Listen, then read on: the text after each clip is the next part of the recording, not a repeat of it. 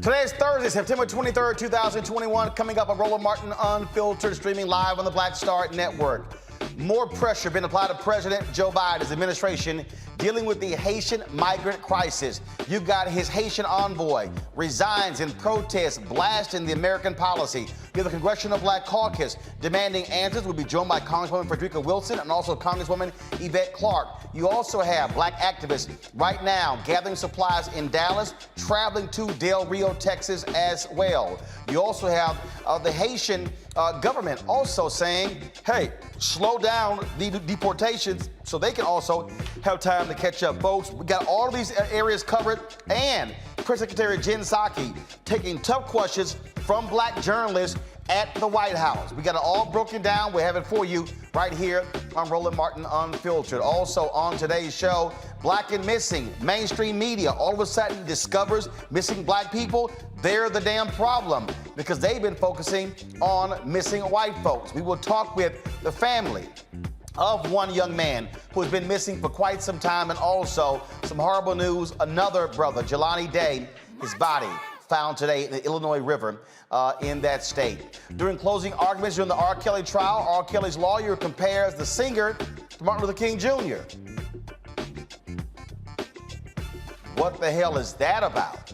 Also, more the life and legacy of Melvin Van Peebles. We'll hear from filmmaker Nelson George, also filmmaker Michael Schultz, who directed Car Wash, and a heartfelt video from his son, Mario Van Peebles. It is time to bring the funk. I'm Roland Martin Unfiltered, streaming live on the Black Star Network. Let's go. He's got it. Whatever the miss, he's on it. Whatever it is, he's got the scoop, the fact, the find. And when it breaks, he's right on time and it's rolling. Best believe he's knowing. Putting it down from sports to news to politics. With entertainment just for kicks, he's rolling. It's on go, y'all. It's Roland Martin, yeah. Rolling with Roland now. He's funk, he's fresh, he's real, the best, you know he's Roland Martin now.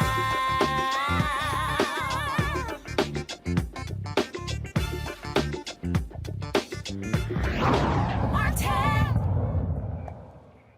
Far too many weak answers coming from the Biden administration as it relates to the Haitian migrant crisis happening on the Texas border. They continue to deport folks. They also are having more challenge them on their policy when it came to Border Patrol using horse reins to whip those individuals. The cops involved placed on administrative leave, but also what is America's policy in the treatment of Haitians? Why do we see a continuation of Haitians being treated far differently than Afghan refugees or even Cubans? We got comprehensive coverage on today's show. Joining us right now is Congresswoman Frederica Wilson out of Florida. Congresswoman, glad to have you on the show. I have been asking that question repeatedly. We know this goes back to the administration of President Jimmy Carter as to why America treats Haitians differently from Cubans and how they're being treated right now on the border. What answers have you gotten from Vice President Kamala Harris, from President Joe Biden, from others as well? Well, it is very clear, and it has always been clear, that there's a difference between the way they treat all black immigrants versus white immigrants. So there's racism at the border. It's always been there. And as the Congressional Black Caucus moves forward, we're trying to address that. Right now, we are demanding that all deportations to Haiti cease. Stop right now. No one needs to be deported to Haiti. Haiti cannot receive any repatriated people at this time. Haiti is not in the condition to receive anyone. And I see them moving people now on the airplane, going back to Haiti. Many of them do not even know that they're going to go back to Haiti. They have not just left Haiti. They have just left Chile. They've left other Central American countries, and some of them just speak Spanish. So this is 10 and 15 years ago, and they're repatriating these people to Haiti, and it must stop now. I am pissed. That's my new word. Pissed beyond my reservation. I am stunned that we are experiencing this under a Democratic president. This makes no sense. Now, you see the continuation of the policies of Donald Trump when it comes to Title 42, the usage of that. President Biden, then we was running, said he was going to be treating Haitians more humanely. What the hell happened? Well, it is my understanding that this surge came as a surprise. They were not prepared for the surge. They were not ready for them as far as shelter, as far as food, as far as water, clean water, sanitation. They just came. And what is going on? There is a cottage industry of criminals who have created this, I guess you would say, misinformation across the Western Hemisphere saying, you see, the Afghans were let in. They have opened the border. Just come, pay us. We will bring you. And so these people, the money that they have saved, and they were sending it back to Haiti, they're using that money to travel with these people to the border. So they're being hoodwinked to think that the border is open. However, now that they are there, this has turned into a humanitarian crisis for the United States. The optics around the world is not good for the White House. So they need to solve this problem today. And it begins with stabilizing Haiti. You cannot deport anyone back to Haiti or anyone to Haiti without stabilizing Haiti. And they have not done that. So they need to give these Haitian nationals an asylum hearing, a date, carry them through the process. And if some of them are wearing ankle bracelets, it is my understanding. Some we have welcomed here in Miami, but it's still not enough. So we're asking the faith-based community to reach out, to offer them the ability to be their sponsors, because I believe those who have sponsors, they're allowing them to be released in the United States and giving them a court date. They have separated the children and put them on the Health and Human Services, because unaccompanied children have other guidelines that they're under. Who they are repatriating are Black men who we need here in America. There are enough jobs, there are enough places who will welcome them, and they need to stop repatriating them. Some of these people have not been in Haiti for 15 years. They left to go and work in Chile and Brazil for the World Cup, and they have not returned. So when those jobs dried up, there was racism in Chile, racism in Brazil. So they didn't have any jobs. And when they began to get this information that they could come to the United States, the border was open, they started on this trek, and it's 4,000 miles from Chile to the border where they are.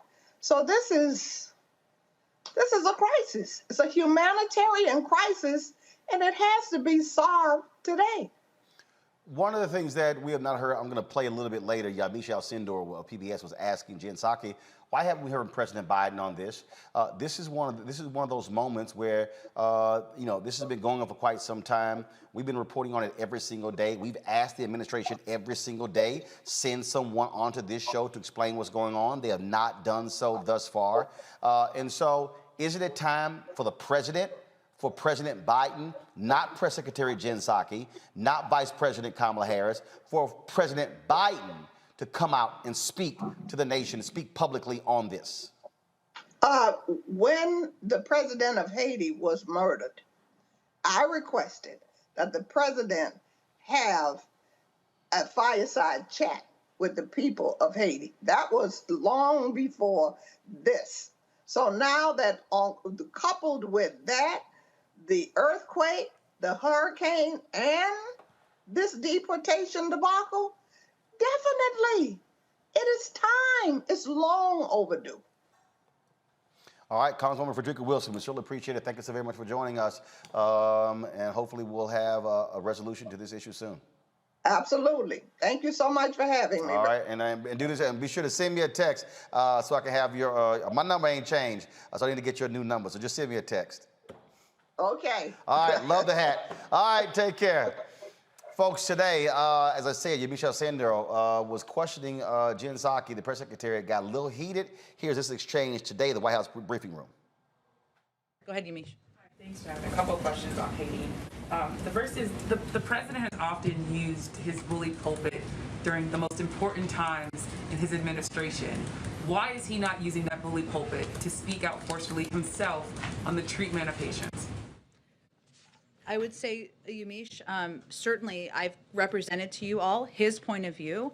His point of view is also reflected in the actions that have been taken through the administration, including the investigation, including the change in policy. The Secretary of Homeland Security oversees these efforts and has been quite outspoken and quite visible on what steps we should take moving forward. And he certainly may still speak to it. Obviously, there's a lot of events happening here, including the UN General Assembly, COVID, and others, and I wouldn't rule that out. And just to say, respectfully, I just have a couple more questions. Everyone else got questions in. Respectfully, I understand that you are the spokesperson for the president. These are images that are traumatizing Haitian Americans that he promised to treat respectfully and with humanity. Why isn't the president telling people himself these images that people say look like slavery are wrong? Me as president, I as president, condemn them. How is he not doing that? Why is he not doing that? What are people supposed to take away from the fact that he's not at the bully pulpit himself talking about these images?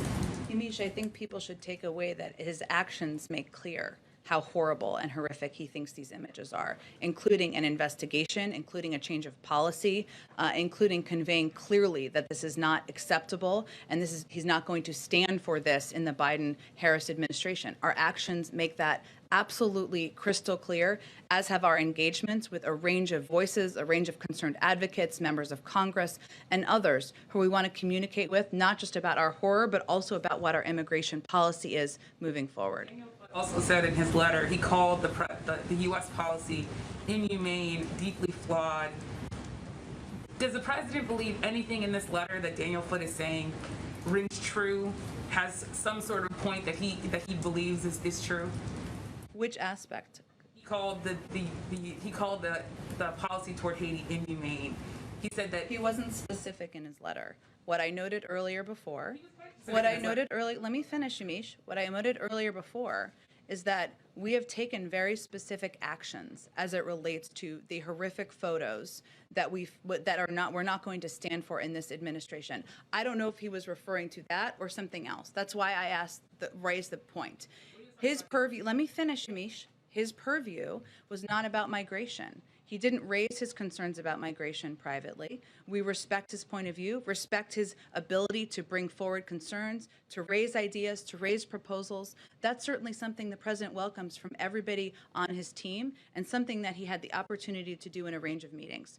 We also have to make decisions here based on what we feel are going to help promote democracy in Haiti, including Haitian-led reforms, Haitian-led steps on the ground to make changes in the country. A number of people who say that he did raise concerns over the deportation of Haitians and the treatment of Haitians. Are you saying then that Daniel Floyd is not telling the truth in this letter? I would point you to the State Department, who have conveyed clearly in their statement what I just said. I promise. Yeah. The last question is, Daniel Floyd, the former special envoy to Haiti, he's raising this idea that the U.S. should be listening to Haitian civil society, not backing the current prime minister who was not elected by the people. What's the president's response to that? Because those civil society members have been telling me and other reporters for months, even before the assassination of the president, that President Biden was not listening to the people of Haiti about how to move forward with their government. We support a Haitian-led process charting the country's course through the current political situation. We don't back any one political group, and we continue to encourage all political stakeholders to engage in dialogue and find solutions together. And that has been our objective through all of our policy process making throughout the course of this, in addition to providing a range of assistance, training to people on the ground. Go ahead. Now, folks, again, let's talk about that Haitian envoy. In his resignation letter to Secretary of State Anthony Blinken, Daniel Foote says the inhumane and counterproductive decision to deport thousands of Haitian refugees have led to his immediate resignation. This is the letter here that he lays out. First of all, I don't want to go to that first, folks. I'm going to go this here. I'd rather have the whole letter. I want to do this here. Let me pull up, because I want to show the lead paragraph, which is the most important, because he gets right to the issue quite quickly in this here. And this is what he says. Come to my computer, please. This is what he says. Our policy approach to Haiti remains deeply flawed, and my recommendations have been ignored and dismissed when not edited to project a narrative different from my own. The people of Haiti, mired in poverty, hostage to the terror, kidnappings, robberies, and massacres of armed gangs, and suffering under a corrupt government with gang alliances, simply cannot support the forced infusion of thousands of returned migrants lacking food, shelter, and money without additional avoidable human tragedy. The collapsed state is unable to provide security or basic services, and more refugees will fuel further desperation and crime. Surging migration to our borders will only grow as we add to Haiti's unacceptable misery. Haitians need immediate assistance to restore the government's ability to neutralize the gangs and restore order through the national police. They need a true agreement across society and political actors with international support to chart a timely path to the democratic selection of their next president and parliament. They need humanitarian assistance, money to deliver COVID vaccines, and so many other things. But what our Haitian friends really want and need is the opportunity to chart their own course without international puppeteering and favored candidates, but with genuine support for that course. I do not believe that Haiti can enjoy stability until her citizens have the dignity of truly choosing their own leaders fairly and acceptably.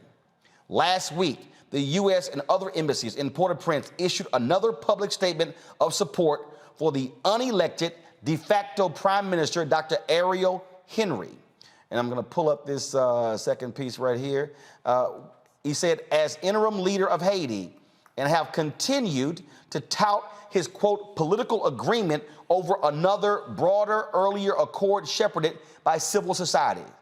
The hubris that makes us believe that we should pick the winner again is impressive.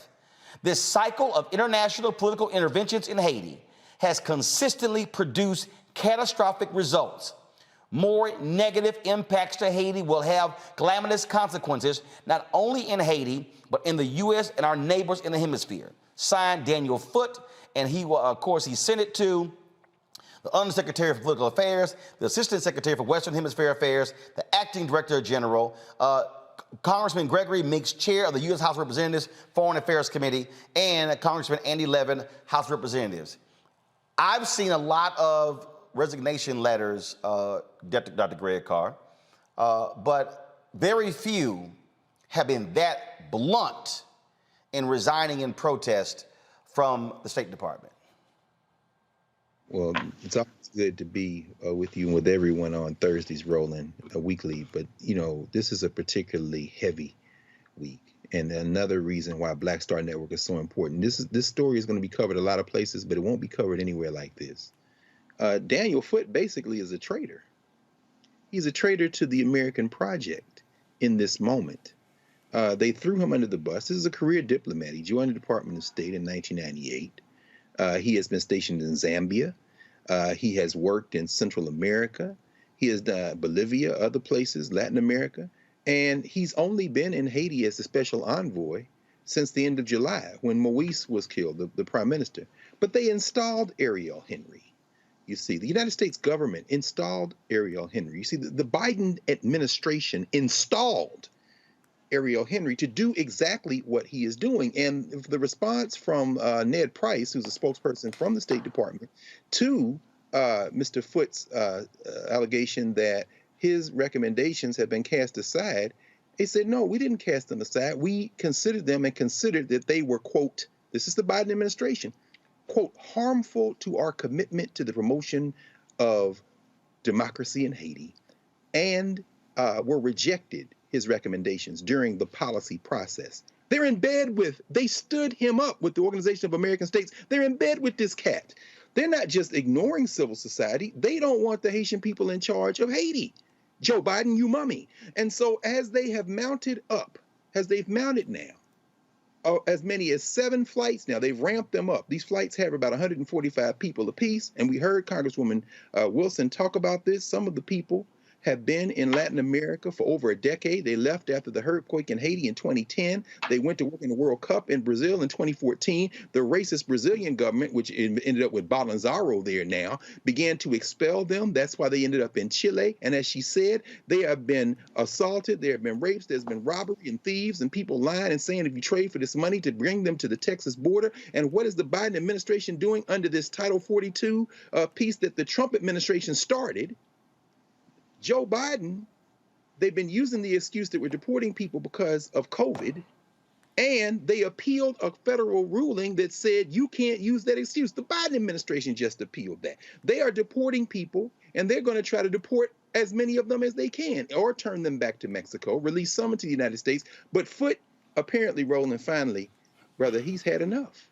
This is a career civil servant, a member of the senior diplomatic corps, who looks as if he has had enough. And when Jen Psaki stood there and lied to the face of Yamisi Alcindor, whose parents came here from Haiti, who grew up in Miami, who talks about that, I'm sure it was very personal for that sister today in that room, they revealed that this no good settler state don't give a damn about Black people, and that includes Joe Biden. Reese Colbert, Black Women and Views.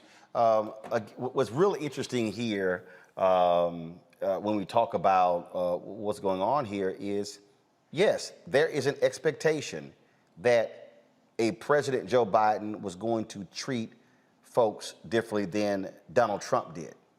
Mm-hmm. And Joe Biden has got some answering to do to Black people. Absolutely. And I think he is, really passing the buck on this and kind of going and hiding instead of, using his bully pulpit, as Yamisha Sindora pointed out, to make a strong, forceful statement about this. I mean, he has been missing in action in terms of really speaking out forcefully about how inhumane and unacceptable this treatment is that we saw towards these Haitian migrants. And, I think part of the problem is that, he hasn't figured out yet what his overarching policy is going to be on immigration. He kind of got a get out of jail free card by passing the buck and allowing this narrative that Vice President Kamala Harris is over the borders and over immigration, even though she had a very narrow assignment for diplomacy and with the Northern Triangle nations and not over the border. But he let her take all the daggers since the announcement was made in March on immigration. Well, now the buck needs to stop with the president, the person who actually is over this policy.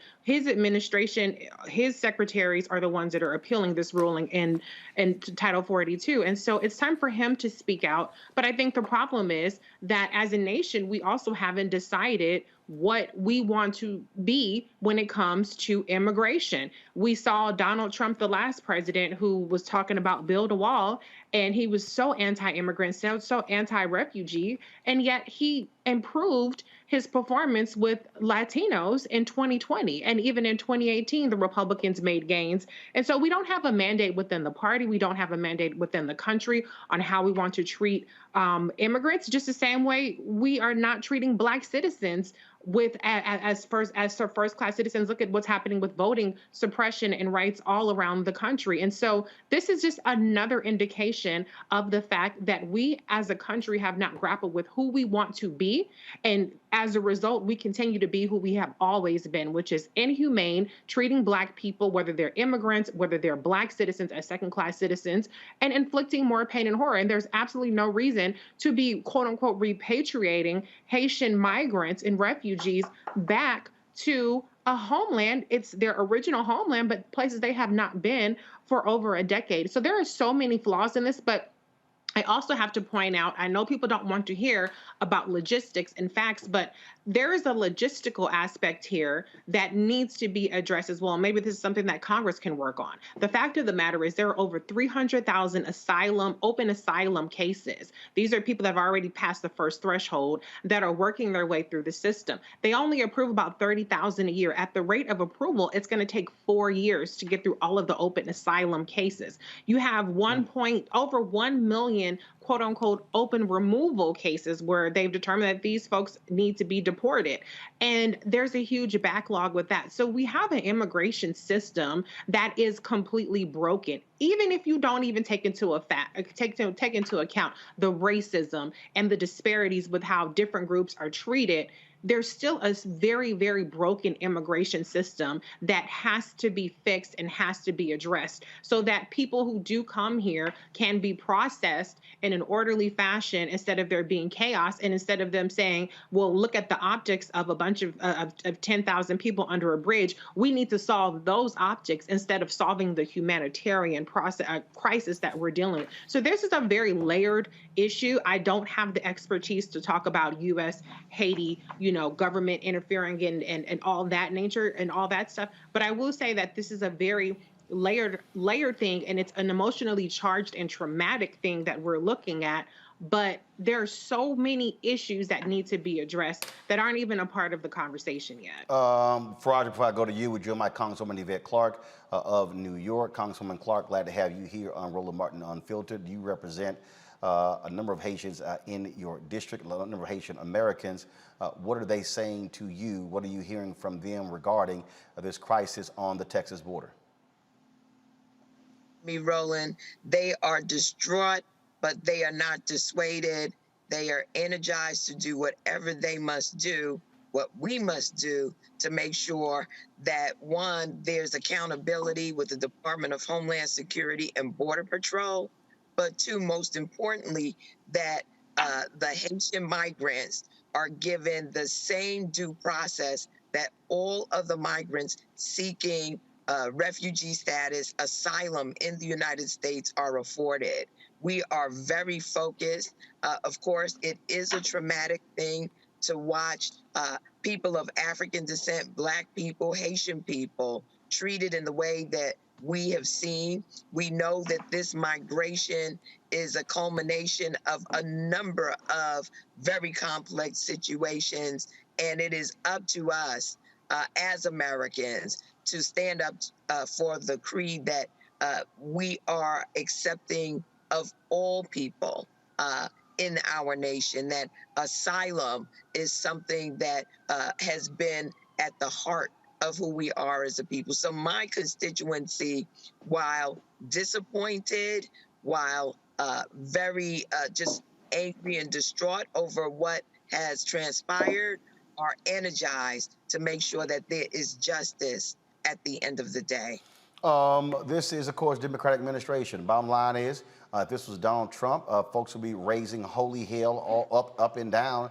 As far as we're concerned, there's no difference. How these black migrants are being treated is wrong, and President Joe Biden needs to say something. He needs to be seen speaking. We've heard from Vice President Kamala Harris. We've heard from Press Secretary Jen Psaki. We've heard from CBC members, Congresswoman Joyce Beatty, the chair, and so many others. When is he going to say something that speaks to this issue? Because he pledged to treat migrants humanely when he was running for president. Well, now he's in the office. Well, it's my hope that he's hearing the outcry of the people. Certainly, we went to the White House to make it plain to them, we being members of the Congressional Black Caucus, me being the head of the Immigration Task Force, co-chair of the Caribbean Caucus and co-chair of the Haiti Caucus in the House of Representatives. I've made it unequivocally clear that what we have experienced as people of African descent was amplified in terms of the marginalization and brutality against Black bodies that we witnessed with this these Border Patrol agents. We have asked that these Border Patrol agents be held accountable, and as far as I'm concerned, that means dismissed, and that there are a whole host of other actions that need to be taken by this administration. So we recognize that this was a digression that can be overcome.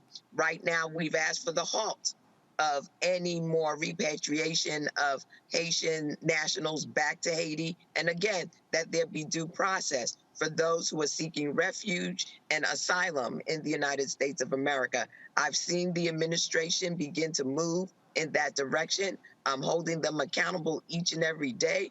As you know, we want accountability, we want transparency, and most of all, we want our people to be treated with human dignity. Congresswoman Yvette Clarke, we certainly appreciate it. Thank you so very much for joining us. Thank you for having me, Roland, and thank you for being on top of this issue, as I know you would have been. But this is something we cannot abide with as Americans, as African Americans, as Black Americans, and in my case, as a Caribbean American. This strikes at the heart of who we are as a nation, and this will not be the final word. There's much more that needs to be done, not only for these migrants, but for the island nation of Haiti. And I intend to be on the front lines and leading that charge. So thank you once again, and I appreciate the attention you're giving to this issue, Roland. Thank you so much. I appreciate it. Thank you so very much. All right, Faraji Muhammad, your thoughts on all of this. It is certainly increasing. It's a problem. We're seeing this all across. We're seeing, of course, activists work to pull together resources. They're doing that in Dallas as we speak. We're going to try to get Tamika Mallory, Reverend Freddie Haynes on the line as well. They're going to be driving supplies and resources down to Del Rio. I saw Pastor Jamal Bryant and others are going to be heading down there as well. Biden administration has got a problem, and I don't know who the hell is advising them, but they better fix it real quick. Oh, no doubt, Brother Roland. And this is why it's important for us to even have this conversation, because one of the big questions I was going to, would ask any Black political leader, whether it was Representative Wilson or Congresswoman Clarke, is what should the average Black American do right now? What should be done? Because I see Jay Morrison, other folks are talking about hitting the Del Rio. What about those of us at home? How do we help? How do we support? How do we get involved? How do we offer our, our services or whatever that can be done. I think that's a big question for us to create the sense of camaraderie, brotherhood, and sisterhood among the people. But the other thing I think is very interesting too, Brother Roland, is the fact that AP News reported this, that the criteria for deciding who is flown to Haiti and who is released in the U.S. are a mystery. According to the AP, they said 2 officials said single adults were a priority. And they said that if previous handling of asylum seekers is any guide, the administration is more likely to release those deemed vulnerable, including pregnant women, families with young children, and those with medical issues, and exempt unaccompanied children from expulsion flights on humanitarian grounds. Now, that's based on the previous policy.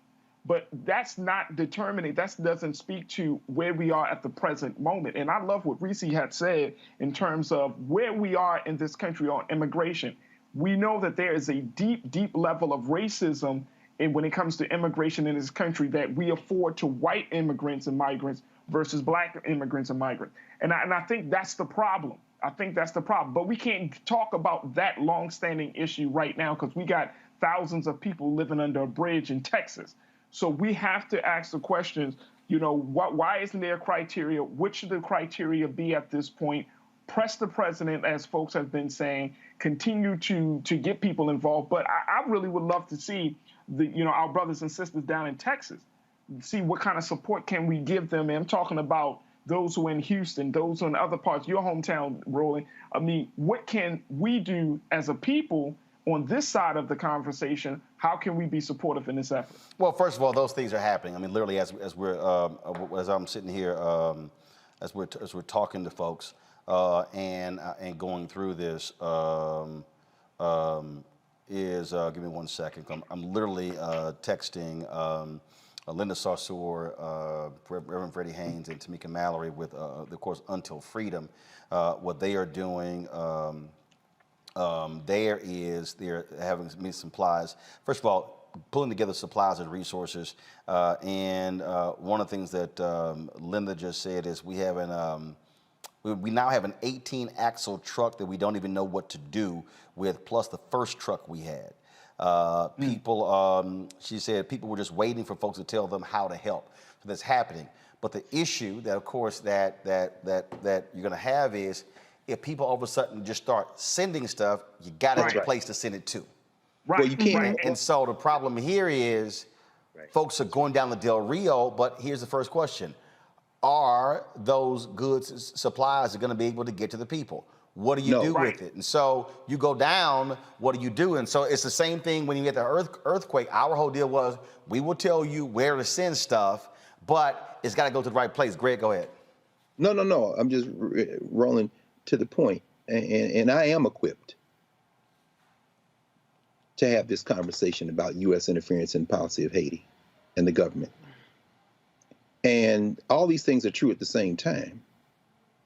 There isn't a broken immigration system in this country, particularly since 1965, the Immigration and Naturalization Act. What there is a determined attempt to curate who gets to come in this country and who doesn't. Mm-hmm. It's not broken. It's not broken at all. In fact, it is a spigot that has always been controlled as far back as the 1882 Chinese Exclusion Act to keep this country white. Now, in terms of the U.S. policy toward Haiti, the Biden administration is following in the footsteps, as you have said, Roland, of every administration going back to the damn Haitian Revolution when it comes to regulating how Haiti fits in the geopolitics of this hemisphere.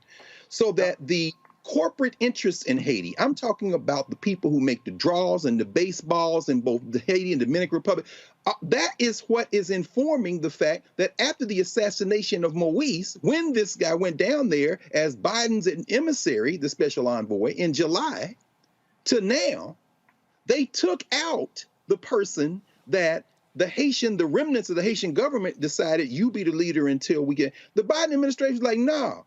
They vetted Dr. Henry, along with the Organization of American States. None of this is hidden. It takes maybe a few keystrokes and a couple of conversations to see. And so as people in the United States want to send aid, the folk who are down there under the bridge at Del Rio, access has been blocked by the local police and the federal government.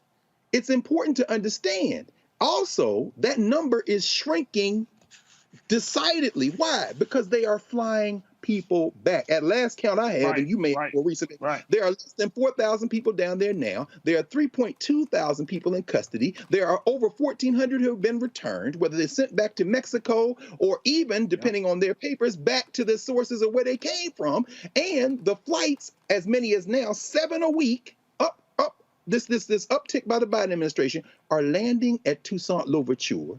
People are getting off the plane, and in one case, tried to fight the ICE people to get back on the plane, come back to the United States because they have nothing in Haiti. Now, the only other thing I'll say is that this is not unrelated. I know people get tired of me hearing me saying, but it's okay. Do a little research. There is no we in this country.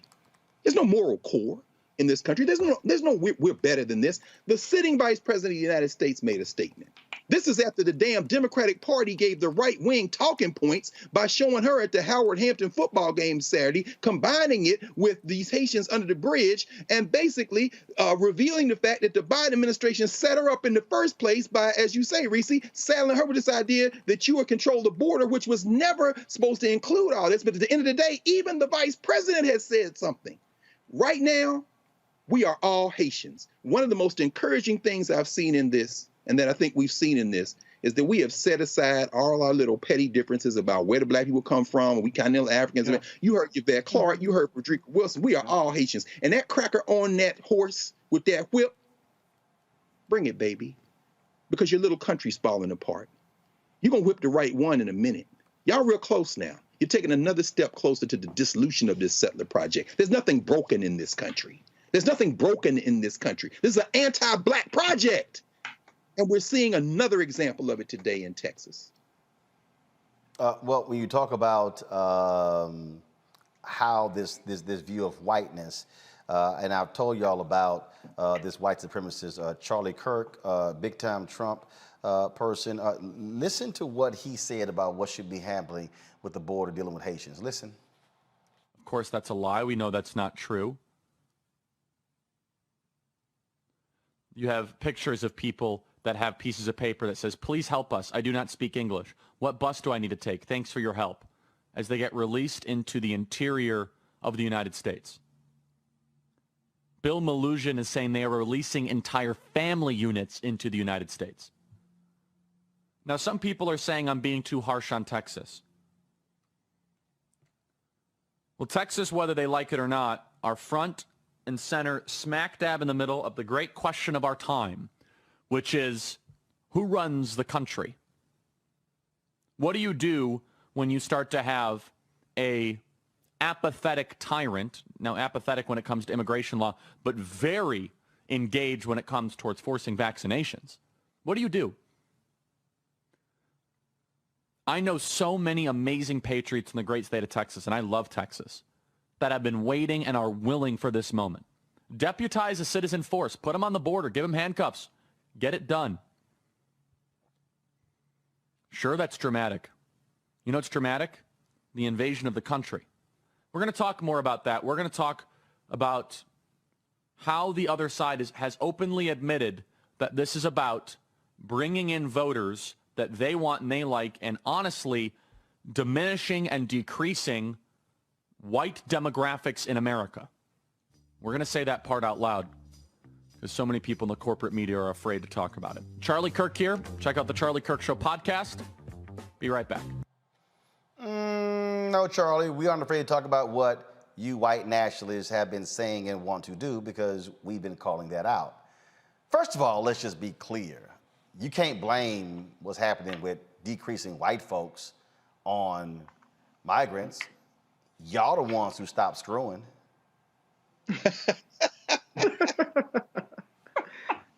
You can't blame. I mean, Charlie, I know you dumb.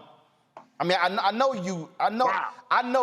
know Candace Owens makes you look like a Rhodes Scholar. But let me just show you a couple of things here, Charlie, that probably you had know nothing about because aren't you also like a college dropout? just like Candace. Let's see here. We're going to type in here. Go to my computer, please. Declining white birth rates in America. What comes up? Right here. White deaths exceed births in a majority of U.S. states. Let me go ahead and increase this here. In 2016, more non-Hispanic whites died than were born in 26 states, more than at any time in U.S. history. See, Charlie, y'all the ones who not screwing.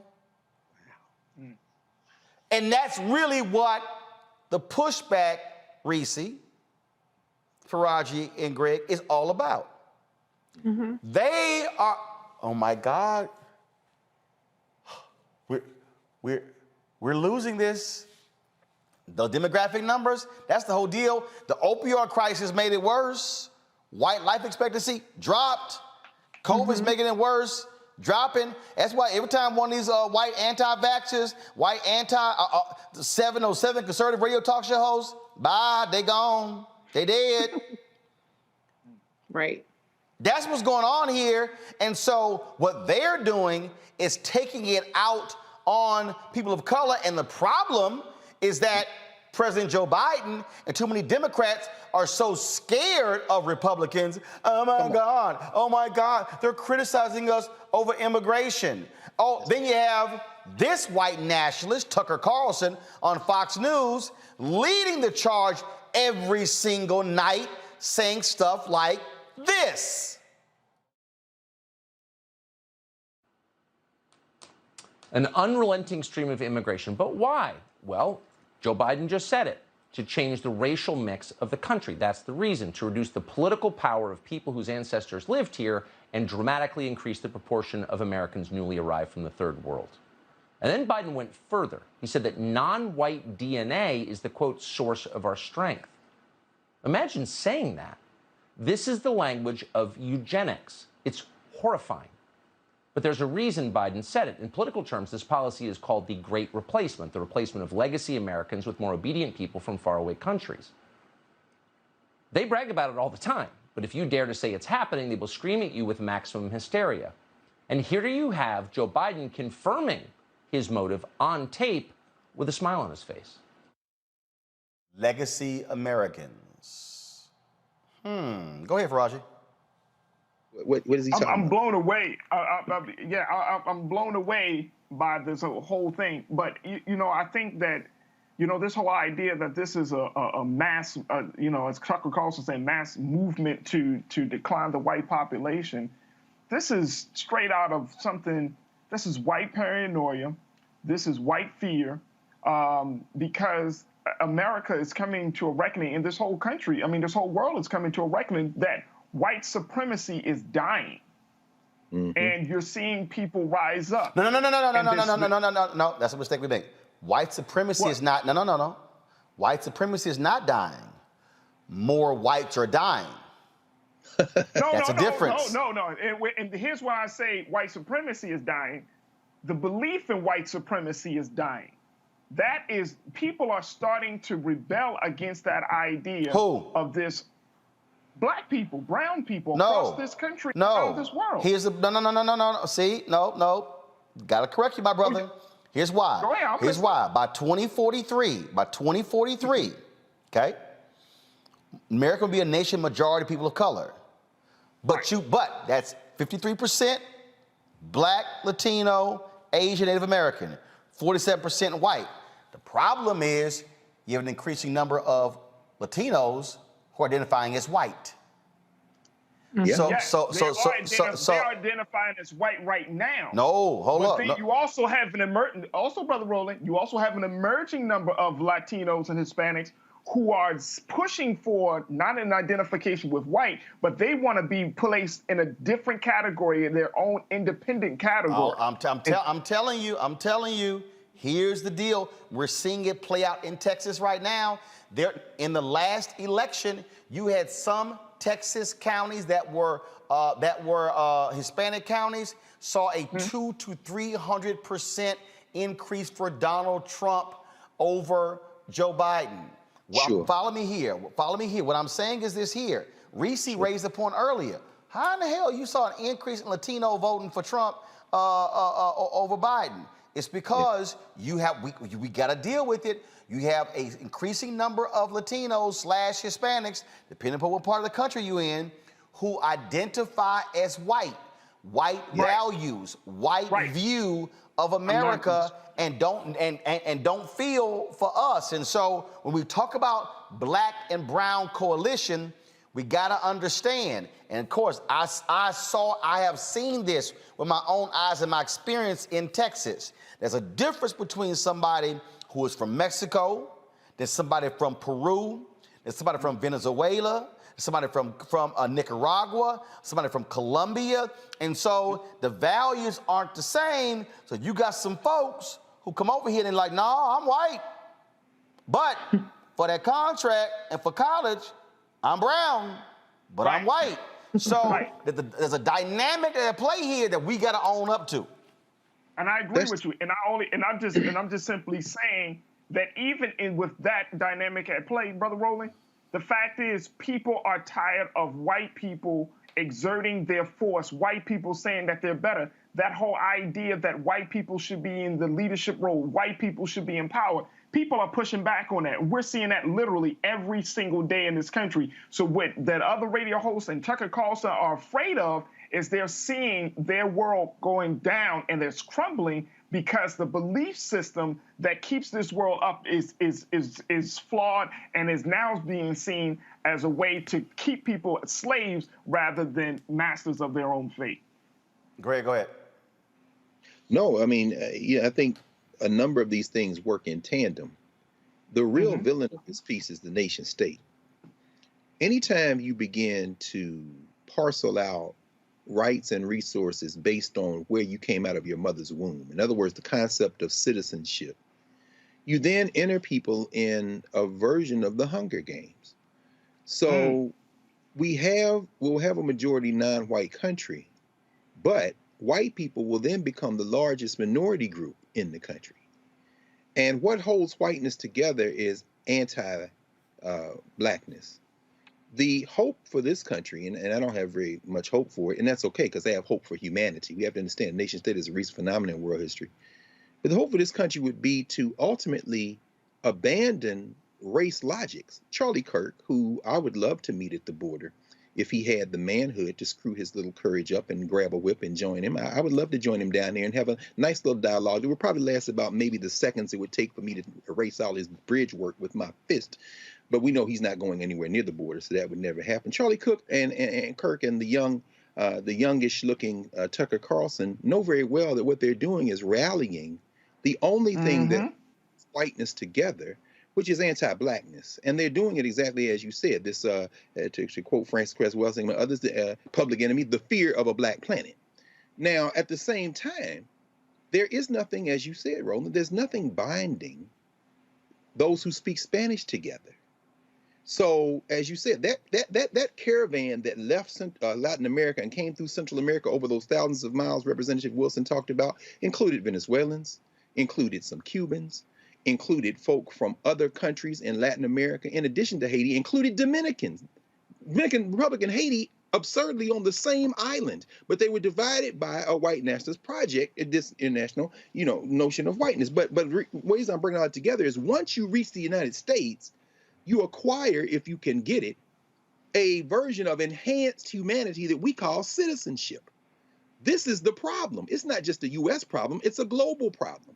Once you become or have access to American citizenship, you will do anything to preserve it, maintain it, and extend it because it comes at the expense of other people in the hemisphere and in the world who have citizenship in these other imaginary places we call nation states. So you will have Cubans, white Cubans for sure, but increasingly non-white Cubans who will say, if my citizenship will be preserved by voting this way, I will. It isn't just values, although a lot of people who speak Spanish are Catholic. If you're in Texas, as you've just told us, you don't even have to be a white Hispanic, so to speak. You could be a Hispanic who thinks it will benefit me if I can get to point the finger at somebody else and thereby get them to stop looking at me. This is the zero-sum game of race. And so what we're seeing now is a tipping point. We're in a country that never had a we. It isn't a nation.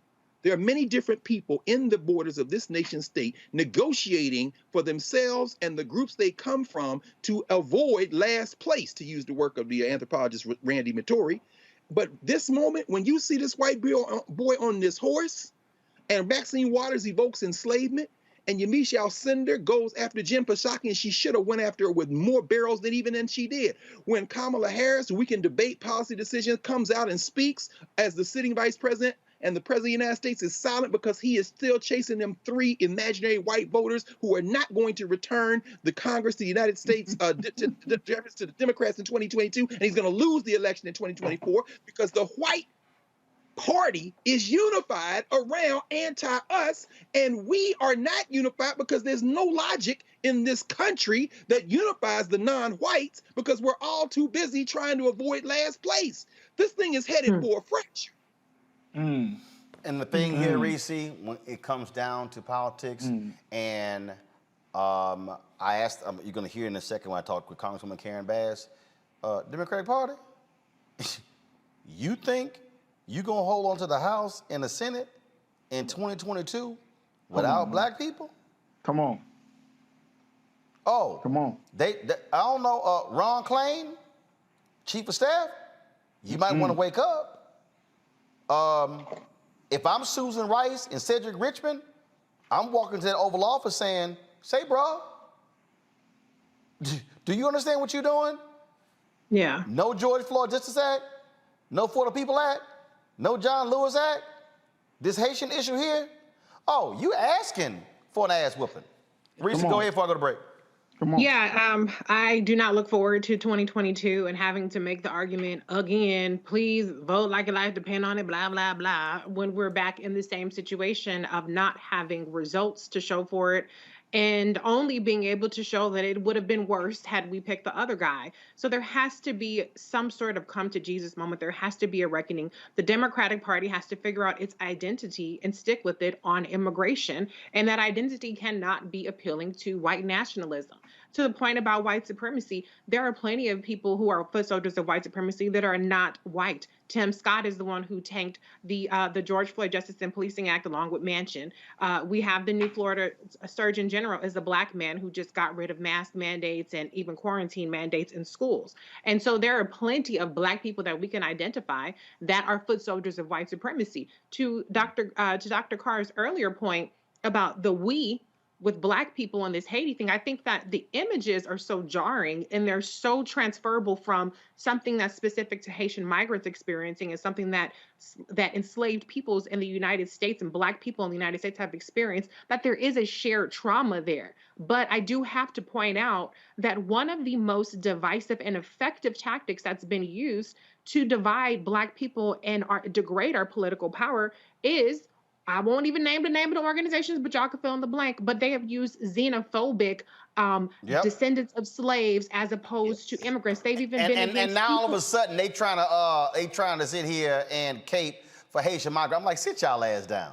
But the reason for that is because it's an issue that is politically charged and can alienate black voters from the Democratic Party. So there are a lot of issues at play. We have xenophobia within the black community. I don't think there's an all good big kumbaya situation that's coming together just because of these images, but the images are universally abhorrent to anybody who has a conscience and a soul and understands that black peoples from across the diaspora have humanity. But we cannot ignore that we are still very much fractured. And even though we might come together to express our outrage towards the administration, that doesn't mean that we all have the same goals, because there are some people that actually do identify with, it's not, Tucker Carlson and Kirk called it the white replacement theory, but there is a notion that they're taking our jobs and we have to take care of our own people, and y'all are talking about letting them through. So there are a lot of things that we have to talk about. We can't just put a rosy picture on it like we're all in this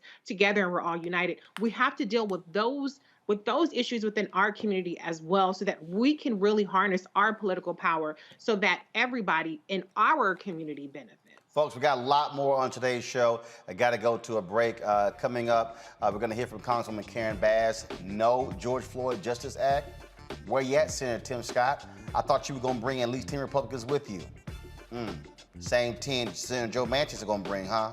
Yeah, I thought so. Also, we're going to talk about black and missing. All of a sudden, white media now trying to do stories on why there's no coverage on black and missing? Because y'all punk asses the one doing it. Because you basically got white bosses.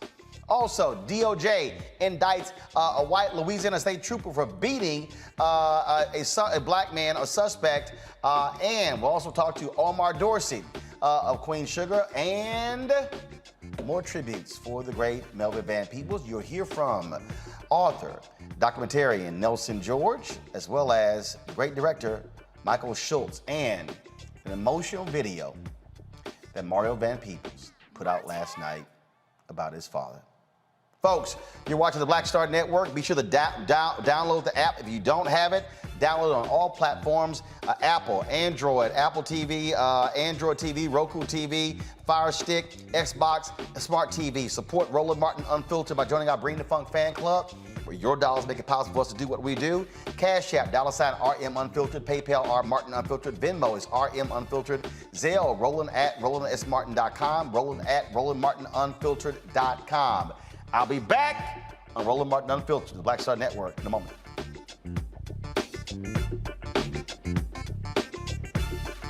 I believe that people our age have lost the ability to focus the discipline on the art of organizing. The challenges, there's so many of them and they're complex, and we need to be moving to address them. But I'm able to say, watch out, Tiffany, I know this road. That is so freaking dope.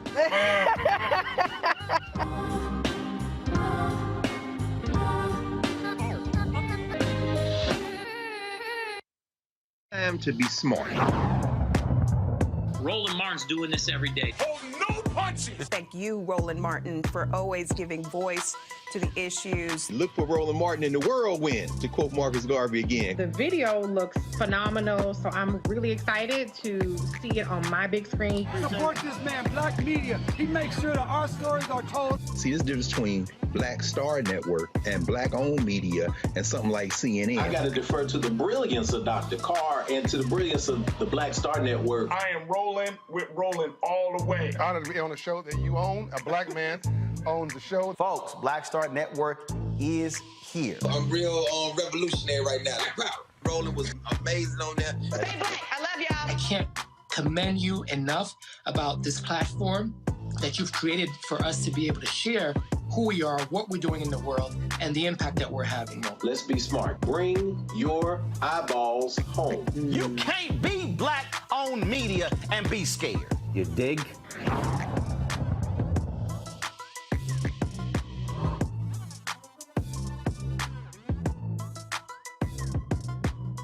Hi, I'm LD Barge. Hey, yo, Peace World. What's going on? It's the Love King of R&B, Raheem Devon, and you're watching Roland Martin Unfiltered.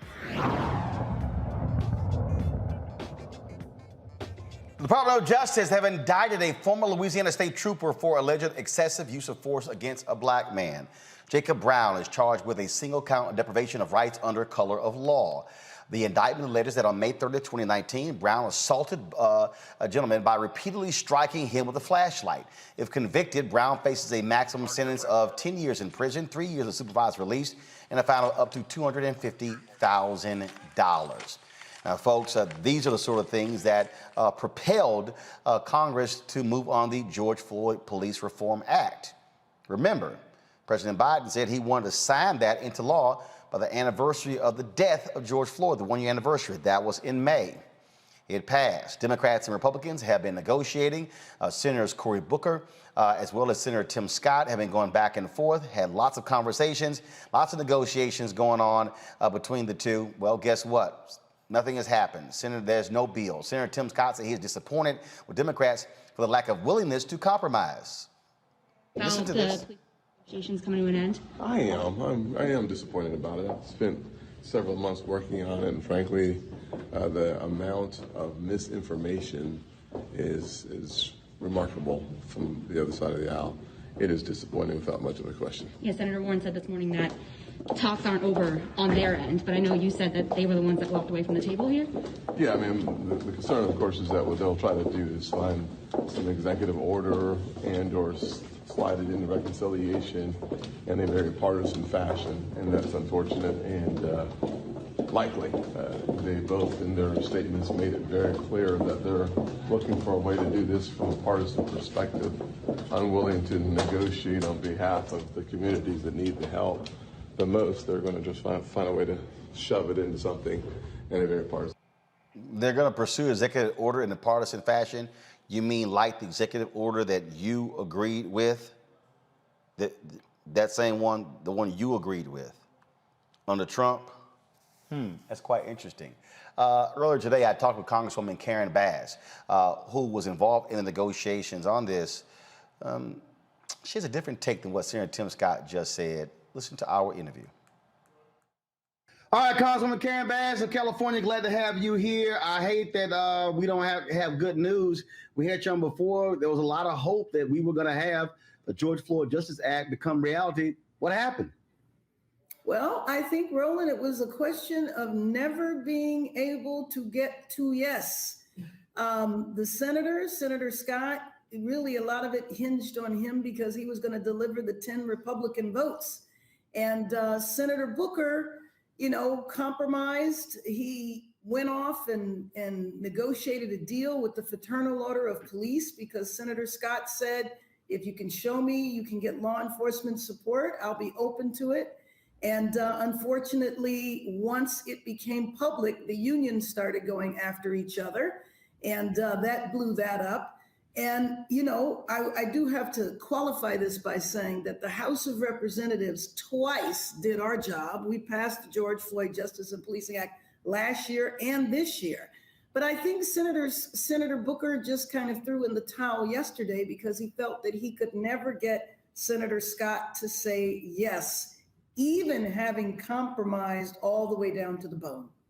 So, look, there are a lot of us, frankly, who said we had no faith there were going to be 10 Republicans. Now, you had Senator Tim Scott and Senator Graham telling others, oh, they could bring 20, 25 along. And so the proof is in the pudding. Yeah, the proof is in the pudding. But, Roland, I didn't have tons of faith. But when McConnell anointed Scott to negotiate the deal and said, whatever deal you negotiate, we will make sure it gets across the finish line, that was tons of reason for us to have hope. I agree. No. Let me be clear. First of all, making the effort to negotiate to get a deal had to happen. Right.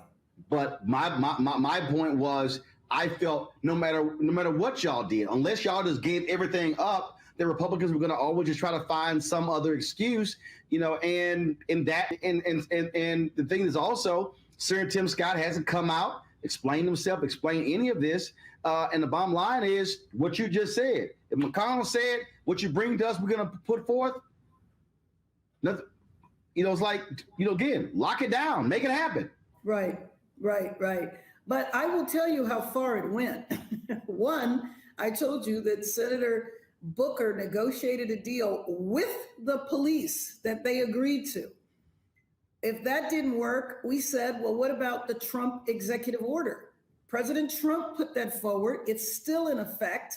And when President Trump put it forward, we didn't like it because it was at the height of the protests last year. But frankly, given that momentum is gone and is actually reversed and in the opposite direction, putting Trump's executive order into law this year looks different than it did last year.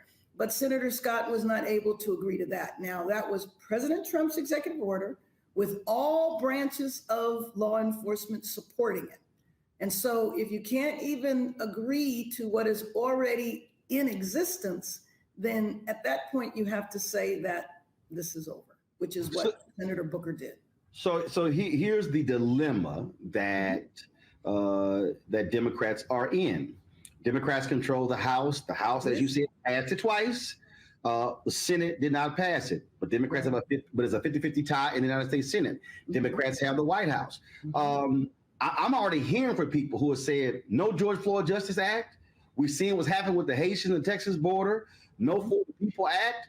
I'm hearing people say, I'm not going to be excited and interested in going out there and voting next year. This is going to have serious ramifications for Democrats to keep control of the House and the Senate in 2022. So, what are you telling the White House? What are you saying to, Majority Leader Chuck Schumer that, look, folks, understand, Black folks are not just going to sit here and look kindly on nothing actually getting passed.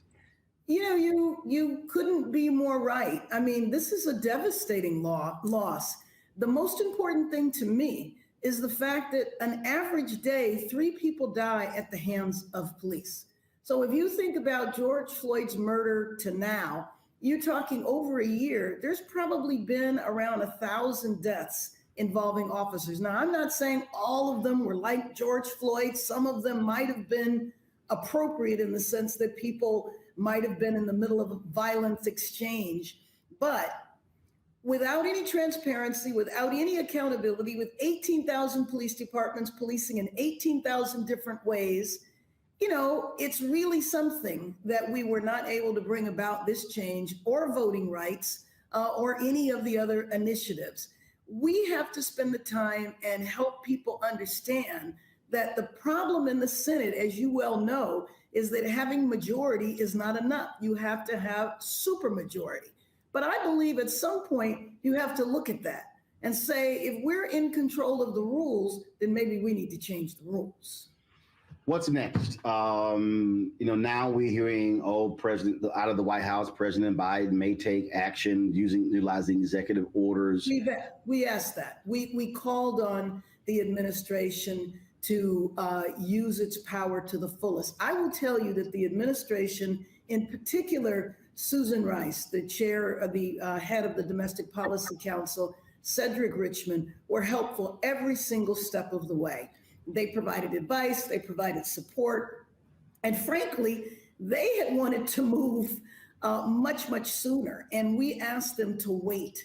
So now that we have officially declared the negotiations over, we are calling on the administration to use every ounce of their power to move the needle forward. We might not have been able to pass legislation, but the administration can act. The administration has already acted by issuing instructions to the Department of Justice, or the Department of Justice rather, issued instructions around chokeholds, around no-knock. You know that the investigations are going on. All of the stuff that Trump shut down is now back in effect, and the administration is acting aggressively. I hate to put all of the emphasis there, but until we can pass meaningful legislation, we have to use the power that we have, and that's the power of the administration. Now, when it comes to people voting next year, we need to talk about that. And we need to say that what we were able to get done, or what the administration was able to get done, in the absence of our ability to act. Well, it's unfortunate that we sit here.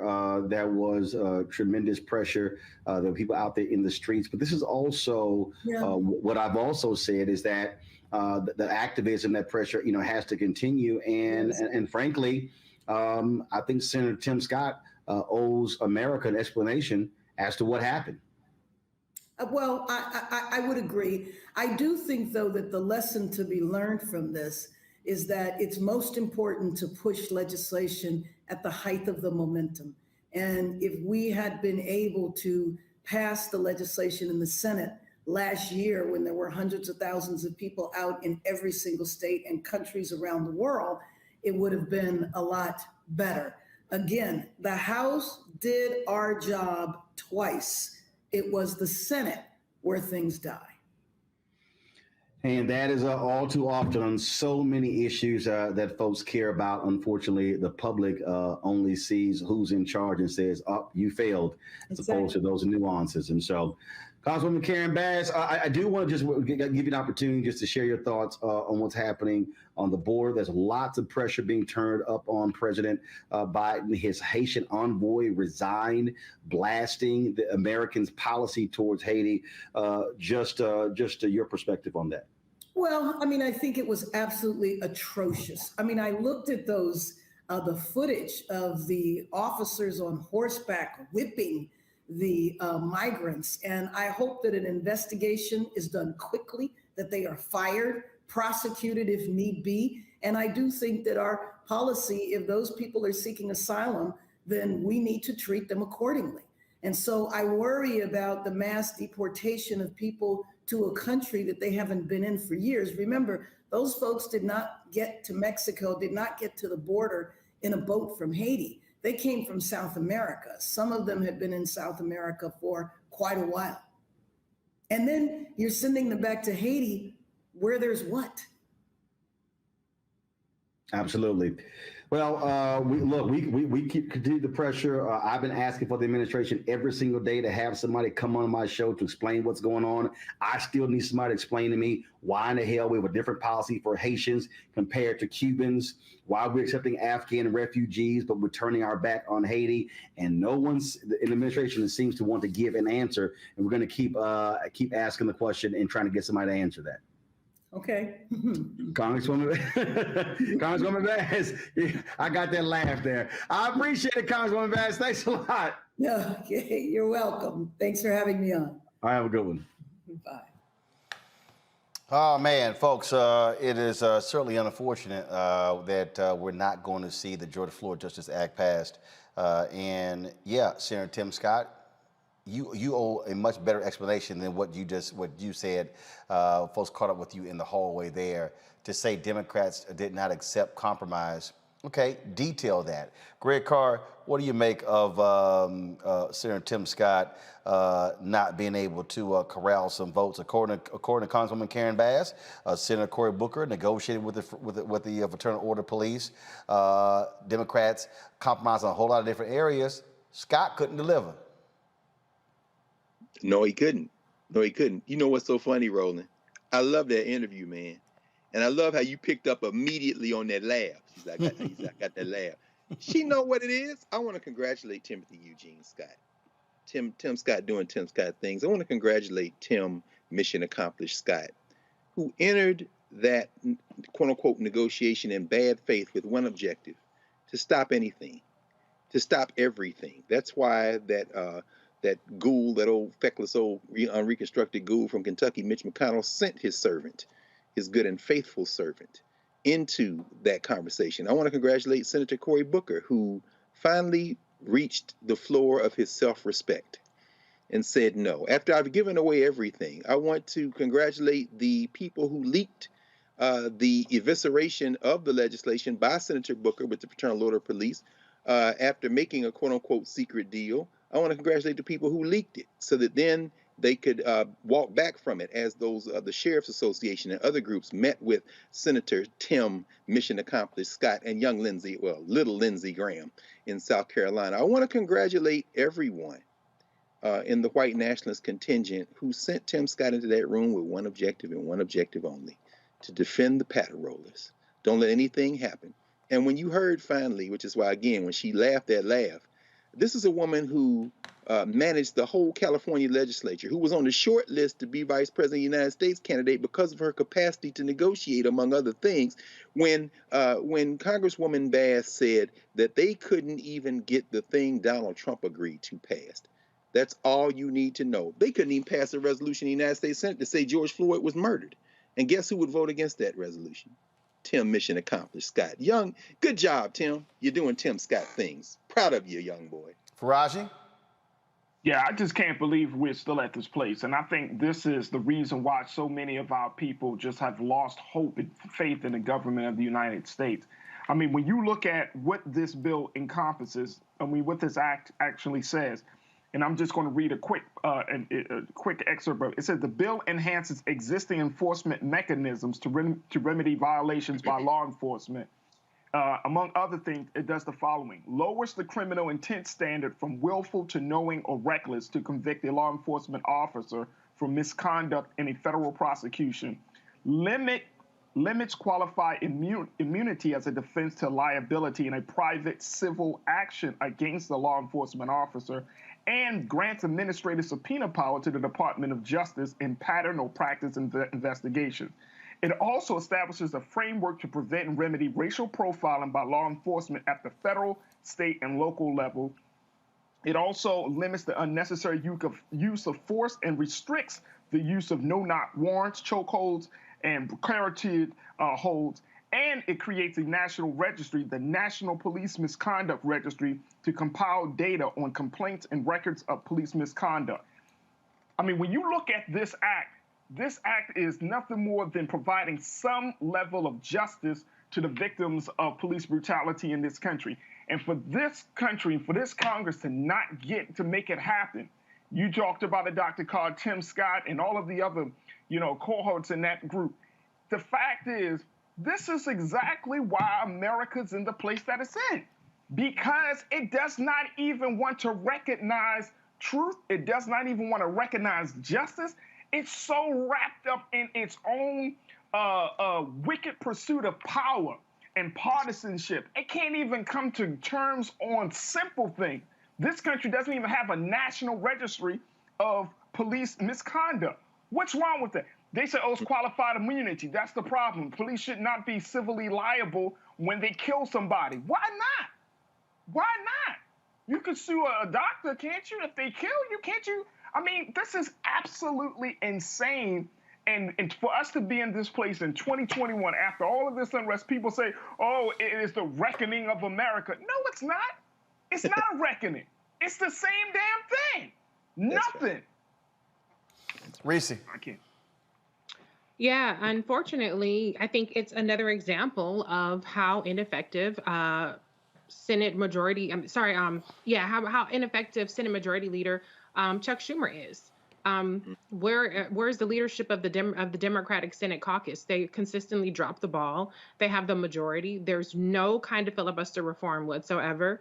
They completely got rid of the notion of the talking filibuster, of the being present filibuster, as opposed to being able to filibuster through email.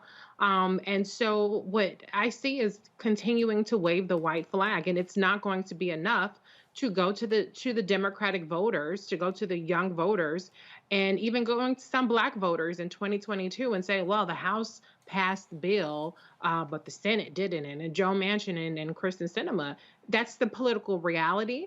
But people don't like to traffic in political realities. They don't like to traffic in practicalities and Senate process. And so this is a very unfortunate development. It's also very typical of the Republicans to basically put it out there that there is no getting to yes. There's going to be the runaround. Same thing happened with Obamacare, where Obama gave away the farm.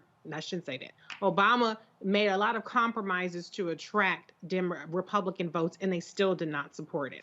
And so Democrats, I don't know how much more they have to endure to figure out that you don't negotiate with terrorists, and what they're going to have to do to figure out that Chuck Schumer is going to have to step the hell up and get some damn votes. He was fine in uniting his caucus against Trump, but now it's time to actually govern and lead and legislate. You don't get to fall back on, well, we're just trying to, obstruct the Trump administration, and well, they got the votes and they're going to be able to, to pass whatever they want to pass. You have to actually pass some shit, Chuck Schumer. Nobody ever mentions Chuck Schumer. We can put some of the blame on Cory Booker because he negotiated. Where is Chuck Schumer? That's right. Even in anytime something doesn't pass in the Senate, they go back to Biden. They go back to VP Kamala Harris. Where is Chuck Schumer? You're tweeting at Biden, today is a good day to cancel student debt, and you ain't passing shit in the Senate.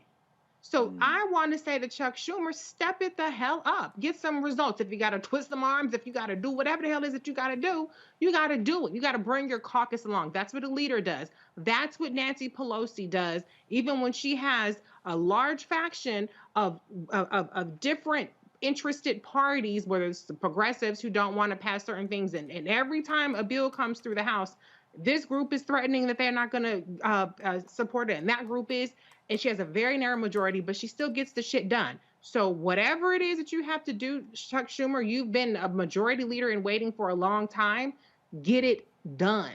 Because this not inaction, and you cannot fall back on excuses. And it's not just hurting the Senate, because the Senate they're actually in a better position to get the Senate back in 2022 than they have been for a while. It's going to bring down the entire Democratic Party if Chuck Schumer doesn't figure out a way to get some shit done with 50 votes, plus vice president with the tiebreaker.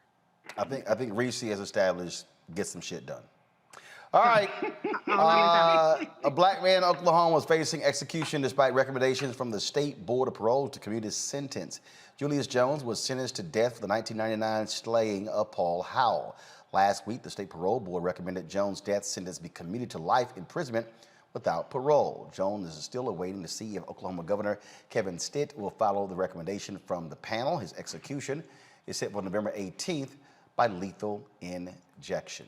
All right, folks, got to go to a break. When we come back, missing while black. All of this attention on a white woman whose body was found in Wyoming. Massive media coverage. All the major media outlets. Gwen Ifill once called that white female missing syndrome. And now the media, now they're racing to do stories on black people who are missing. Where have y'all been all of this time? We'll talk with the father of a brother who has been missing, who is trying to get answers, is yet to do so. And also the organization whose focus is on African Americans who come up missing. That is next on Roland Martin Unfiltered, live on the Black Star Network. White supremacy ain't just about hurting black folk. Right. You got to deal with it. It's injustice. It's wrong. I do feel like in this generation, we've got to do more around being intentional in resolving conflict. You and I haven't always agreed. Yeah. But we agree on the big piece. Yeah. Our conflict is not about destruction. Conflict's going to happen.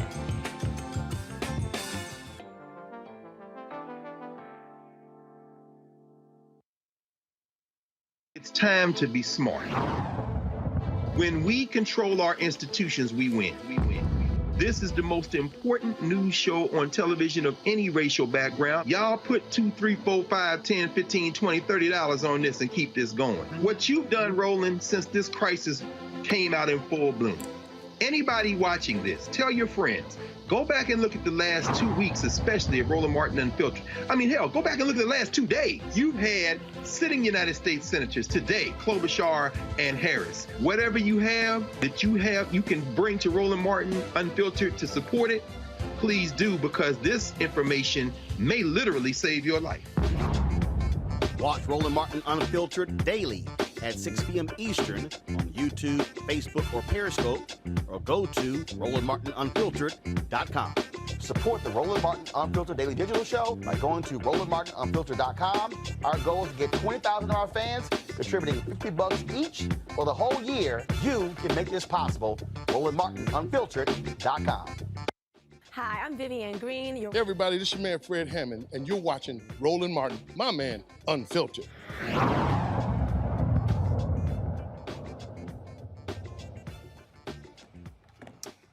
Folks, all the platforms that I have used, we have used them to shed light on African Americans who have come up missing. Why? Mainstream media has always ignored those stories. We were supposed to have the mother of Jelani Day on the show tonight. Her son has been missing since August 24th. He's an Illinois State University student. Today, a body was found in the Illinois River, and DNA showed that it was indeed Jelani Day. The LaSalle County medical examiner confirmed Day's identity through forensic dental identification and DNA testing. The cause of death remains unknown and is pending further investigation. Again, Day was reported missing on August 25th in Bloomington, Illinois. Folks, thousands of people of color, largely African American, go missing in America. Last year, there were 543,018 people reported missing in America. 40% of those were people of color. mind you, we make up 13% of the population, and that's people of color. And so not that whole 37% is black. But the reality is it is a significant issue. In 2020, 2002, 899 persons of color were reported missing. Of that group, 145,467 were under the age of 18. Yet if you are black and you come up missing, you can forget about it. But if you are white, especially a white woman, oh my goodness, you can get blanket wall-to-wall coverage. According to the Black and Missing Foundation, there are three main reasons for the disparity in media coverage. Runaways, a lot of minority children are initially classified as runaways, so there's no Amber Alert. For missing minority, black and other minority adults, it is believed they have some association with criminal involvement, gangs, and drugs. Lastly, America is simply desensitized. They think missing blacks and other minorities live in impoverished conditions and crime is just a regular part of their lives. These reasons force families to do everything they can to get the word out about their missing sons and daughters. Daniel Robinson has not been seen since June 23rd. The geologist went missing after leaving a work site in the desert in his Jeep Renegade. His father, David, and the co-founder of Black and Missing Foundation, Derrica Wilson, join us right now. I'm glad to have both of you. It is always difficult when we have to report the story of someone whose body has been found. Derrica, that is the case for Jelani Day. His mother obviously was shocked to get the news today, processing that death. But this is part of the problem. When black folks come up missing and you don't get it out early on, then it typically leads to these type of endings. Absolutely. It seems like there's just no sense of urgency when it comes to our cases. I want to say my heart goes out to Jelani Day's family, and I'm happy that Daniel's father is on this show. We've been highlighting those cases. We can roll off our tongues the name Natalie Holloway, Chandra Levy, Casey Anthony, Lacey Peterson, Elizabeth Smart, but can anyone name one missing black or brown person, just one, who went missing in this country and received mainstream media? It doesn't. And one that led to movies and miniseries and docuseries and on and on and on. Absolutely. It is so sad. It's so unfortunate. We're not trying to dishonor any of those communities. We're trying to even the playing field. Families such as Daniel Robinson, Deidre Reed, Akia Eggleston, Keosha Jacobs, those families deserve answers. They deserve the same amount of resource that was applied to Gabby's case. We understand that not all cases are going to bubble up to that mainstream media, but less is more. Less of one particular race and more of everyone that's missing, it greater the chances of a reunion. These families are hurt. I know Mr. Robinson, he's hurt right now. Mr. Robinson, I want to go to you now. Give us the background, the details of your son. He was working? Was he working with other colleagues?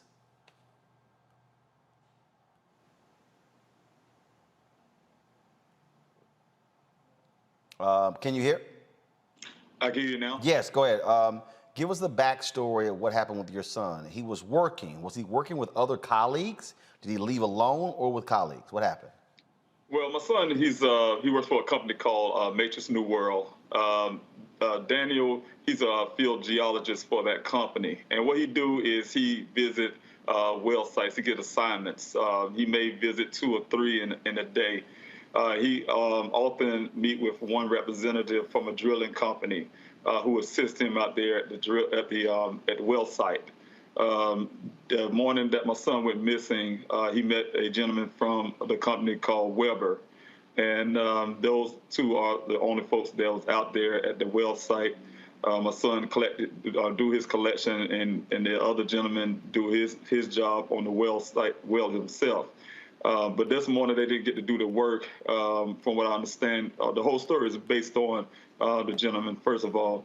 But according to that, my son decided to leave work early because of rain, and he headed out west into the desert where he had never been seen again. Okay, first of all, Okay, we said the desert. What state, what city, where was this? It's in Buckeye, Arizona. It's outside of Phoenix. It was on the west side of Phoenix. All right, so he leaves the site, comes up missing. When did the company notify you or someone that he was missing? Well, it's roughly around 5 o'clock. I live in Columbia, South Carolina. My daughter, she's also here in Phoenix. She's been living here, out here with my son out here also. And she alerted me. It had to be around 5 o'clock, here in Phoenix. And back home in South Carolina, she called me there and alerted me that the job, one of the workers from the job came to her house searching for him, looking for him. Okay, so someone came to the looking for him. Okay, so what did the company then do? When were police notified? Was his car found? Was items found? Was any tracking of his phone? Anything? No. In fact, I called the police department. My son was living in Tempe at the time. They told me I needed to talk to Buckeye Police Department because that's the last place he was seen. They had me wait 12 hours before I could put in a missing person report. And since then, the job, like I said, yes, question, no, the job have not did anything other than alerted my daughter that he left the job site. Whoa, hold on. Your son was working for the company? Yes, he's on duty. That's correct. The company did not initiate some type of some type of search. They did. So what did the company do? Just, hey, your brother's missing. Let us know if you hear from him. That was it? That was it. How many Black people work for this company? Well, my son, what I understand, I believe he is the only one. You don't find too many geologists out there. He's, in that sense, a minority when it comes to that field. I'm proud of him. There's something he wanted to do, when he came out of high school. So he landed his first job out here, and I was proud of him for that fact. Okay, so, all right, so he comes up missing. Was in the first 48, 72 hours, first of all, you had to wait 12 hours, I get that. Was any search conducted? Any aerial search? Was there any retracing of the steps? What has his vehicle been found? No, not at all. Not at all. The first search was 3 days afterwards. I asked them for the search the next morning. It took 3 days to search for him? That's correct. And who did that search? That was only because my auntie called and I don't know what she said to them. They canceled the first search and they decided to send a helicopter out there on the third day. By the time they did that, I was almost to Phoenix because the first day when they denied the search, I was already in my car on the way to, to find out what's going on at that point. So, company has done nothing. How long did they search for your son? Well, from what I understand, they did the third day when they did that search probably lasted for a few hours. I think it was roughly 2 hours. From that point, there was no more search until almost a month later, probably like 3 weeks, 2 to 3 weeks later. They had a Civil Air Patrol because I requested that. The next search only came after the vehicle was found, and that was on July the 19th. Almost a month later, when my son went missing, a rancher found my son's vehicle in the ravine out there, about 2.5 miles away from where he went missing. A rancher. Your son's vehicle was discovered how long after he came up missing?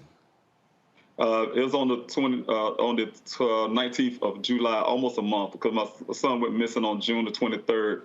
And almost a month later, on July the 19th, was when the rancher ran into my vehicle. So your son came up missing June 23rd. His vehicle was found in a ravine on July 29th. Were any personal effects found in there? phone, anything? Well, actually, it was July 19th. I'm sorry, July 19th. That's right. And the thing was, when they found the vehicle was found, according to Buckeye and also according to the rancher, my son's his clothing, everything from his underwear, his socks, everything he's wearing, his boots, everything was his clothes in a pile about 3 feet away from the vehicle. His safety vest that he was wearing that day when he went missing was another foot away from the vehicle, and the vehicle was lying on the side. His personal things, effects was with his clothing out there. His wallet, his cell phone was inside the vehicle, his personal computer, things like that. Derica, that all sounds absolutely strange, but it also goes to show what happens when you have no real interest. Had there been a real search conducted after that 12 hours, but actually before I answer that, Derica, Daniel, how far, miles or feet, how far was it where his vehicle was found in the ravine from where he was last? He was last with his coworker. What was the distance? 2.5 miles, and they did 2 searches out there, extensive searches, they say, right?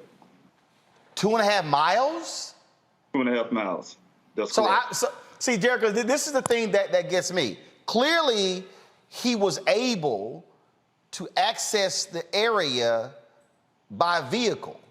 Okay, clearly he was able to access the area by vehicle. So if I'm sitting here, if you do a real search, you retrace where he last was. You absolutely do. And one of my questions is, did the police department, interview any of his colleagues? Did they bring them in for questioning? Did they bring in the cadets to do a grid search of that area?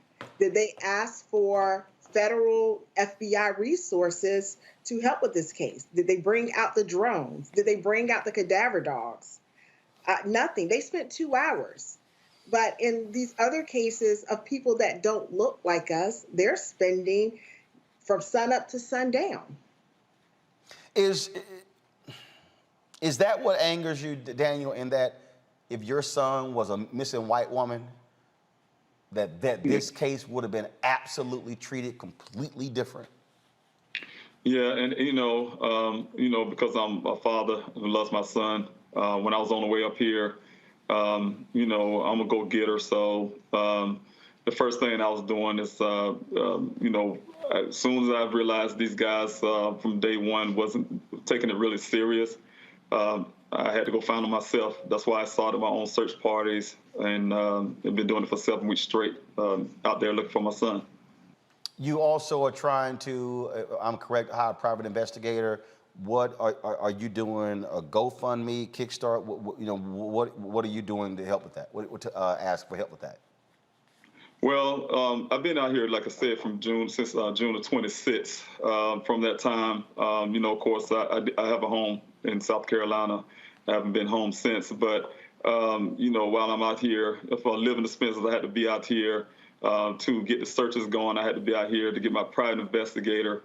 I had to be out here, So, of course, after a while, the GoFundMe was there, created later to help me remain here because, I have to take care of things at home, take care of here, and pay the expenses here while I'm here.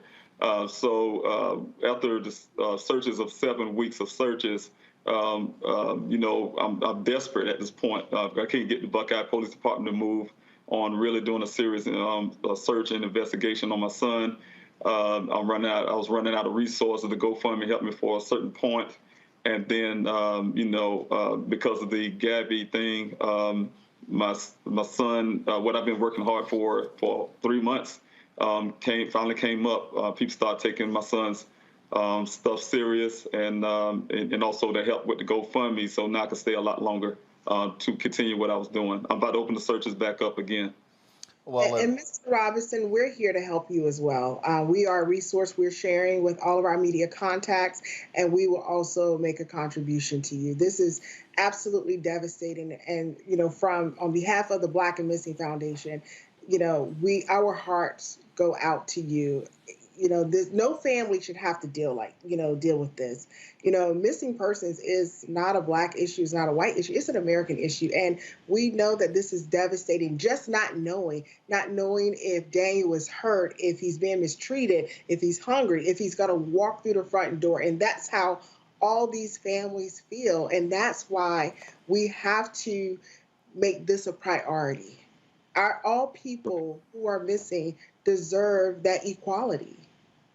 That's right. We shouldn't have to fight for everything.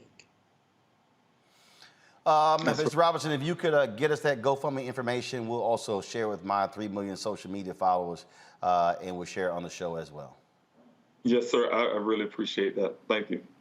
Sir, I appreciate it. Good luck, and we hope you get the answers that you absolutely deserve when it comes to your son. Derica, we also appreciate your work as well.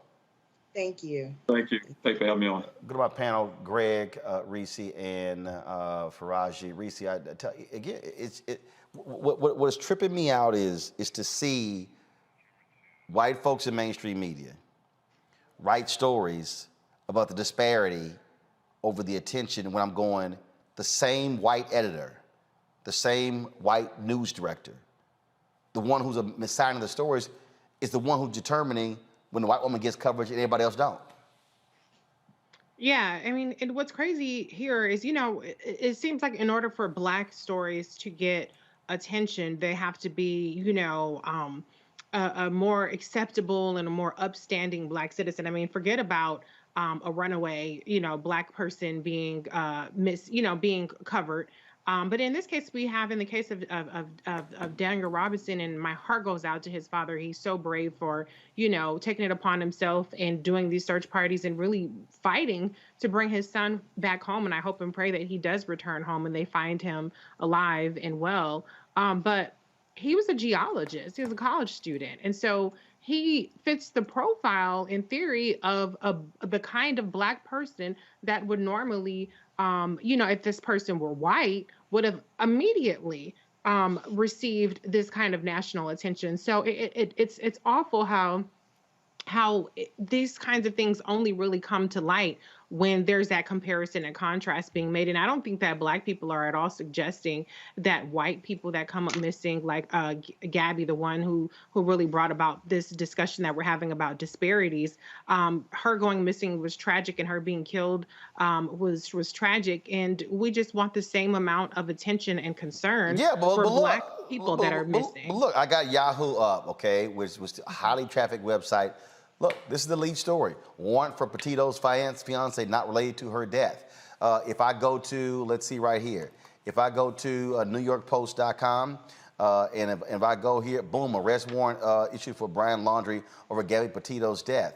I mean, when you start, bottom line is, when you see these kind of stories, Faraji, I mean, we see massive media attention. I'm talking about mainstream media throwing resources, multiple reporters, multiple staff on one missing white woman, and just repeatedly ignoring all the rest of these stories as if we don't exist. You on mute.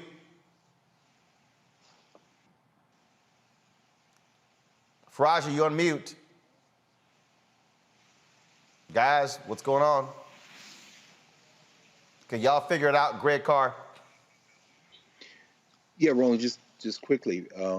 The Buckeye, Arizona Police Department put on its website, anyone with information that can help solve this case and bring closure to the Robinson family is urged to call the Buckeye Police Department non-emergency number. And you all can look that non-emergency number up. I won't presume that you would even broadcast the number, Roland. But in addition to the GoFundMe, we need to understand that Buckeye, Arizona, which is in Maricopa County, I don't know where we heard Maricopa County in the news over the last couple of years. At any rate, we should destroy their phone lines' capacity to take any other calls. If you can't give any money, dial that number till your fingers fall off, and when they do, use your elbows and ask them what the hell are they doing. We just heard a man whose temperament is heartbreaking in its in his calmness. He left South Carolina. He left to find it. He said, I went to find my son because they're not looking for him. You're right, Reese, of course. Of course. No human being should be missing. But as the LAPD used to say when they would get a call of black folk, involving black folk in Los Angeles, and the Jamaican philosopher Sylvia Wynter took this phrase that the LAPD developed and applied it to the study of black folk in this country. She said, you know, when the LAPD got a call and they realized it was black or brown people, they would repeat over the radio NHI, no humans involved. This would not stand for a white woman or a white man for that matter. So let's break the phones of Buckeye, Arizona's police department in Maricopa County, because since you don't seem to think there are any humans involved, we're going to treat you like you treated us. There's no we in this country.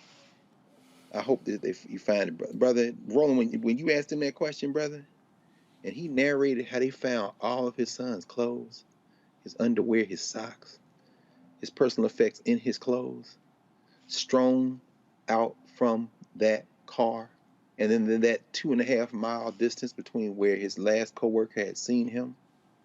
This is not only unacceptable. The only way it becomes unacceptable in this country is when you make these people have to deal with the fact that we will make this place ungovernable until you make it into someplace different. We're not going to stand for this. Faraji. Yeah, I mean, I just think that it's interesting because when I look at a media scan of how, you know, this case with Gabby compared to the cases of black children and black people, it's always like the media says, you know what, we can do more. It's like this hypocritical stance that, yep, we recognize that we don't put enough emphasis on black and brown missing people. We recognize that. And then you start having these kind of like bubbling up conversations about the importance of it. The data comes out, 40% of missing people of color. I mean, all of this, but it's so hypocritical. It's really, really hypocritical. And I think that also that we should look at, okay, is it just us? I mean, just the traditional white media, or is it us, how we feel as a community about when one of our own go missing?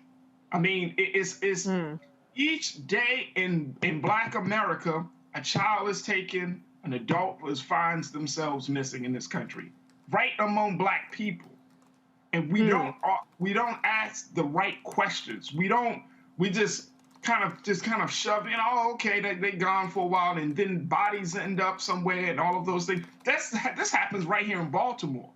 This happens right here in Baltimore, and so you know, it's like we have to have the heart. I mean, some of us do, obviously. You know, we can feel for the Dave family. We can feel for the brother Daniel Robinson's family. Right. We feel that pain. But we need to put that emphasis so that way we can't just put it all on the media. We got to take on that mantle ourselves. Absolutely, absolutely. So and somebody sent me a tweet. They said, my local news stations have spent so many resources. They all sent reporters to Florida, Wyoming, and Denver. Wow. Yeah, CNN has had reporters in multiple locations for the one case. That's how it happens. Hey, folks, earlier we told you about Until Freedom, how they were gathering at Friendship West Baptist Church in Dallas, gathering resources. Let's go live right now to Dallas, Texas. Linda Saussure is one of the co-founders of Until Freedom. Linda, give us a sense of how things have been going there. We were texting earlier, folks dropping off. I mean, are y'all overwhelmed with supplies? Dallas showed up. We are, as you can see, we have a steady line of people bringing stuff in. We went out and made some purchases here in the Dallas area. Angelo's here, co-founder of Until Freedom, myself and our team, and the wonderful people at Friendship West Baptist Church. Shout out to Freddie Haynes and all the wonderful volunteers that are out here standing in solidarity with our Haitian sisters and brothers at the border. And so y'all going to be driving 6 hours to Del Rio, Texas. And so, you know, how much stuff have folks brought? Is it one truck, two trucks, three trucks? How many trucks? Yeah, how many trucks? Yeah, so there are multiple trucks, but some are going to be going to different receiving stations. As you know, people are being released into Del Rio, and then they're being moved to places like San Antonio and Houston, which are some of the major cities that have major airports that people are being sent around the country. So the Del Rio is just a really small area. So this particular U-Haul truck that you see right here is the one that is going to be going to Del Rio, that has baby diapers, baby wipes, sanitary napkins for women, hand sanitizer, baby formula, just a lot of important basic necessities that people need just to feel a little dignified and have some basics for the trip that they have to make, either to San Antonio or to Houston or to other parts of Texas. And look, the reality is there are a lot of folks who are going down the Del Rio for the photo op. Y'all wanted to make sure that that y'all are helping the people. You gotten with Trey, the rapper out of Houston, his organization as well. And so y'all have really put together a strong coalition to provide some help to the folks there, these Haitian migrants. Absolutely, and we thank you, Roland, for always sharing and giving us this platform. This is about helping our Haitian migrants at the border, but it's also a way to shame the United States government for the treatment of the Haitian migrants at the border. It is their responsibility to bring supplies, to dignify these people, to support these people who are literally in desperation, which is why they're at the border. And so we are demanding that President Biden end Title 42, stop the deportations of these Haitian migrants, and figure out how to process them and give them the opportunity to access a safer and better life here in the United States of America. And so you talked about going to these multiple cities. Are you also organizing people in those cities to also give as well? And people they want to know, okay, I'm in a city, where do I go? If there's somebody out there who's watching and listening and they want to send money as opposed to supplies, where should they send it to? So yes, so as you can see, the majority of people who are here with us today are from the Dallas area. They are volunteers. They have come out in solidarity to support this effort. We are asking people to give resources to the Haitian Bridge Alliance. They are an organization that is at the front lines of supporting Haitian migrants across the border, and they have been doing this work for weeks now, not just because of this recent imagery that we saw. So give the Haitian Bridge Alliance. You can also support Until Freedom, untilfreedom.com. We are helping to coordinate and just really add our platform and our resources to this effort.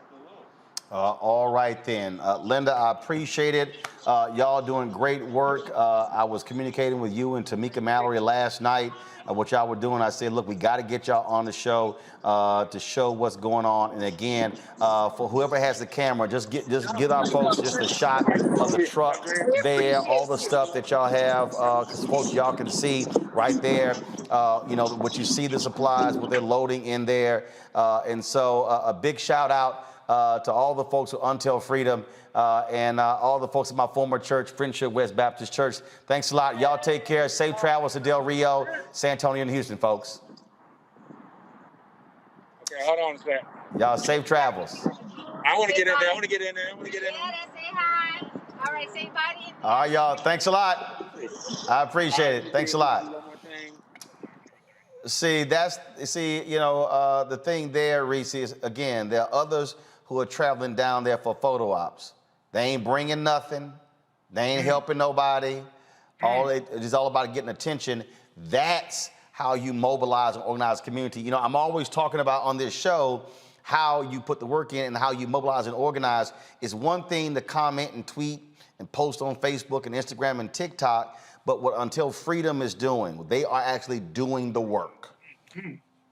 Absolutely. And, you know, there are a lot of times they take a lot of attacks, personal attacks. And in the process of doing this work, I think it's so important that you showed the images and the video of what is actually being done tangibly, because I think particularly, and I hate to even use the word woke because white folks have just completely gentrified it and ruined it.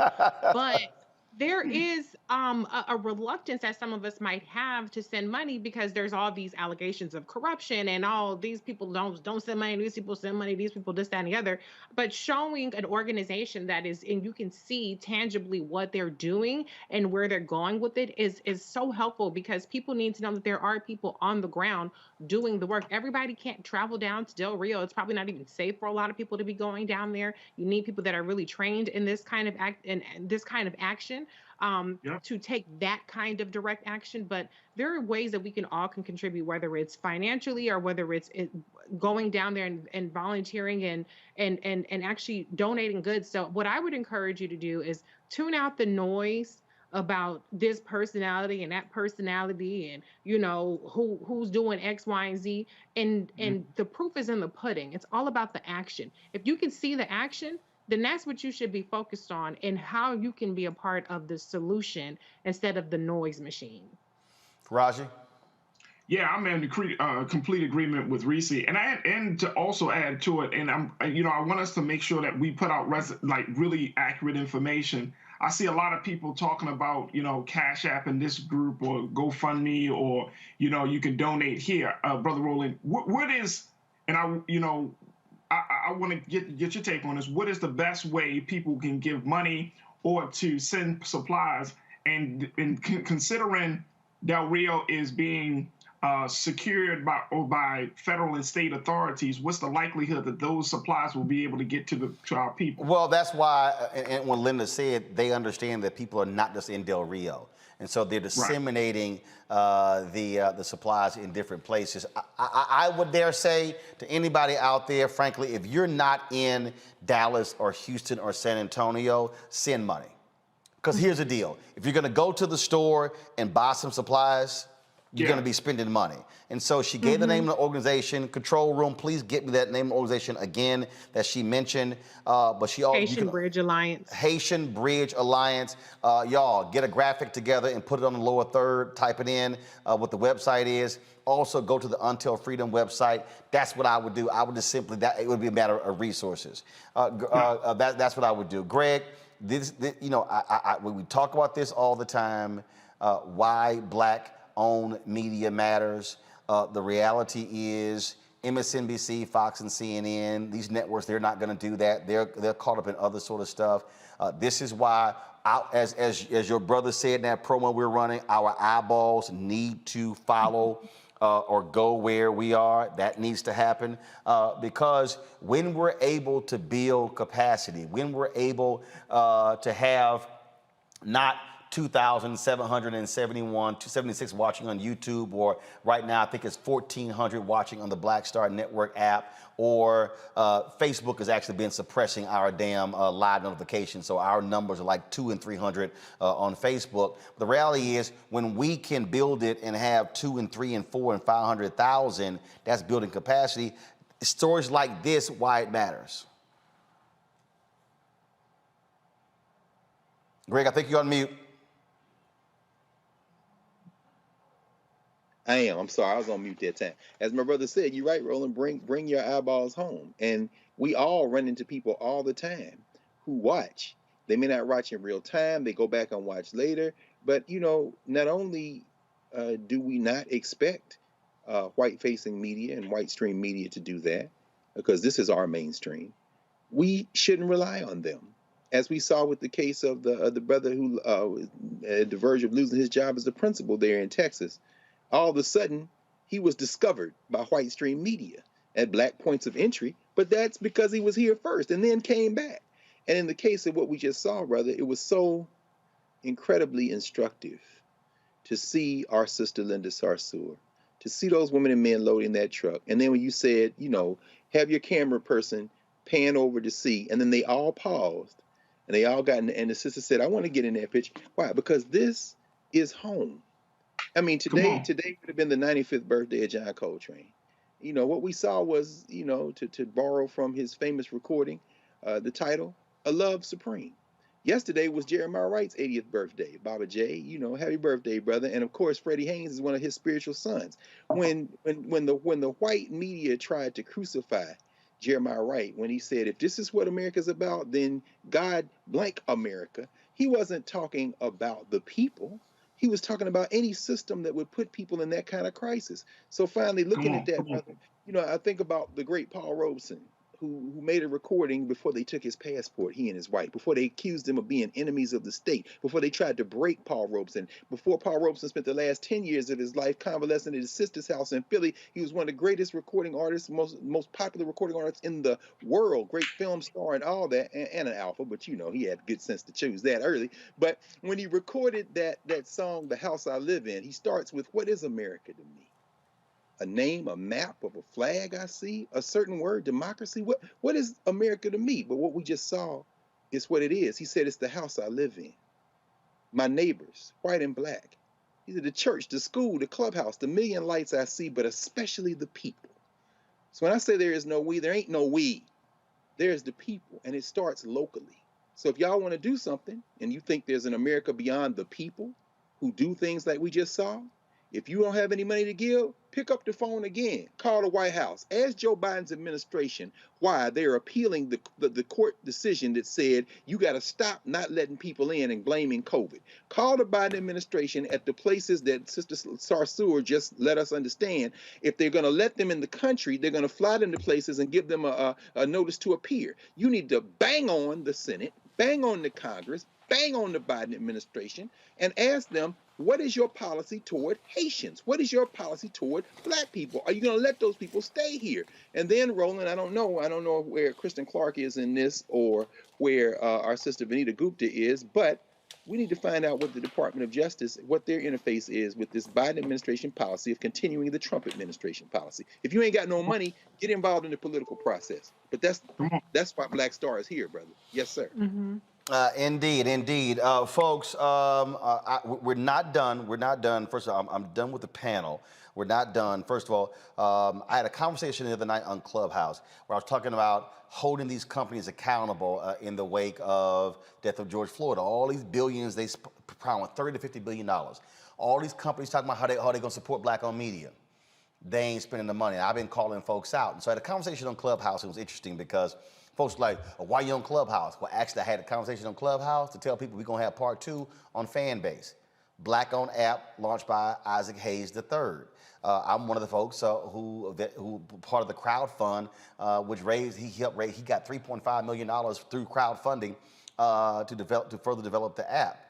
And so I said, we can't talk about black economic empowerment if we are willingly gonna have conversations on Clubhouse, but don't wanna go over to Fanbase. And so go to my computer. So at 9 p.m. in 48 minutes, I'm gonna have part 2 of our conversation on Fanbase. I want y'all to download the Fanbase app. We're gonna have a conversation over there. Let's blow it out. And I'm gonna walk y'all through this thing with these advertising agencies. I'm gonna walk y'all through why I call out brands specifically, because y'all need to understand what's going on. And so download that Fanbase app. Trust me, you want to check that out. Also, of course, yesterday we talked about the death of Melvin Van Peebles. Just tremendous man, amazing story. And so the director, Michael Schultz, he did Car Wash, he did Cooley High and others. I'm double checking because he recorded, he wanted to come on the show live. He's actually working, he sent me a video. I'm not sure if the video has come through, doesn't appear that way. So I'm gonna send him a text again and try to get that video. But what I'm going to do though is earlier today, I had a conversation with the journalist, author. I mean, he's done so much.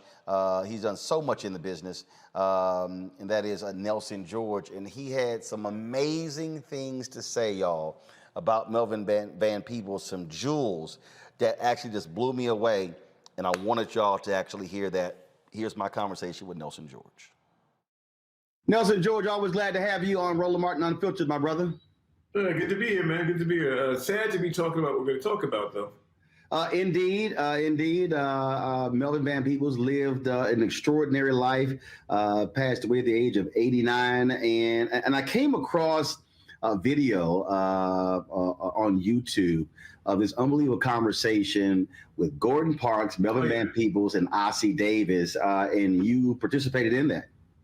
Well, those brothers, they're the godfathers of contemporary African-American film, in that Gordon made Learning Tree in Hollywood, his first film adaptation of one of his books. Melvin did Watermelon Man, very close behind him. And right there in that same ballpark with Ossie Davis, several of them had done, so these three guys are sort of the benchmarks if you look at what we've done all the way up to, Barry Jenkins and Ava DuVernay and so forth. These guys were the breakthrough in terms of the civil rights era. Was Melvin probably the most iconoclastic? Because Melvin's, so here's the story. Melvin did a film in France first called Story of a 3-Day Pass. It was done in very new wave style. He was able to raise money in France that he wasn't able to raise in America. And that was like in 1966 or 67.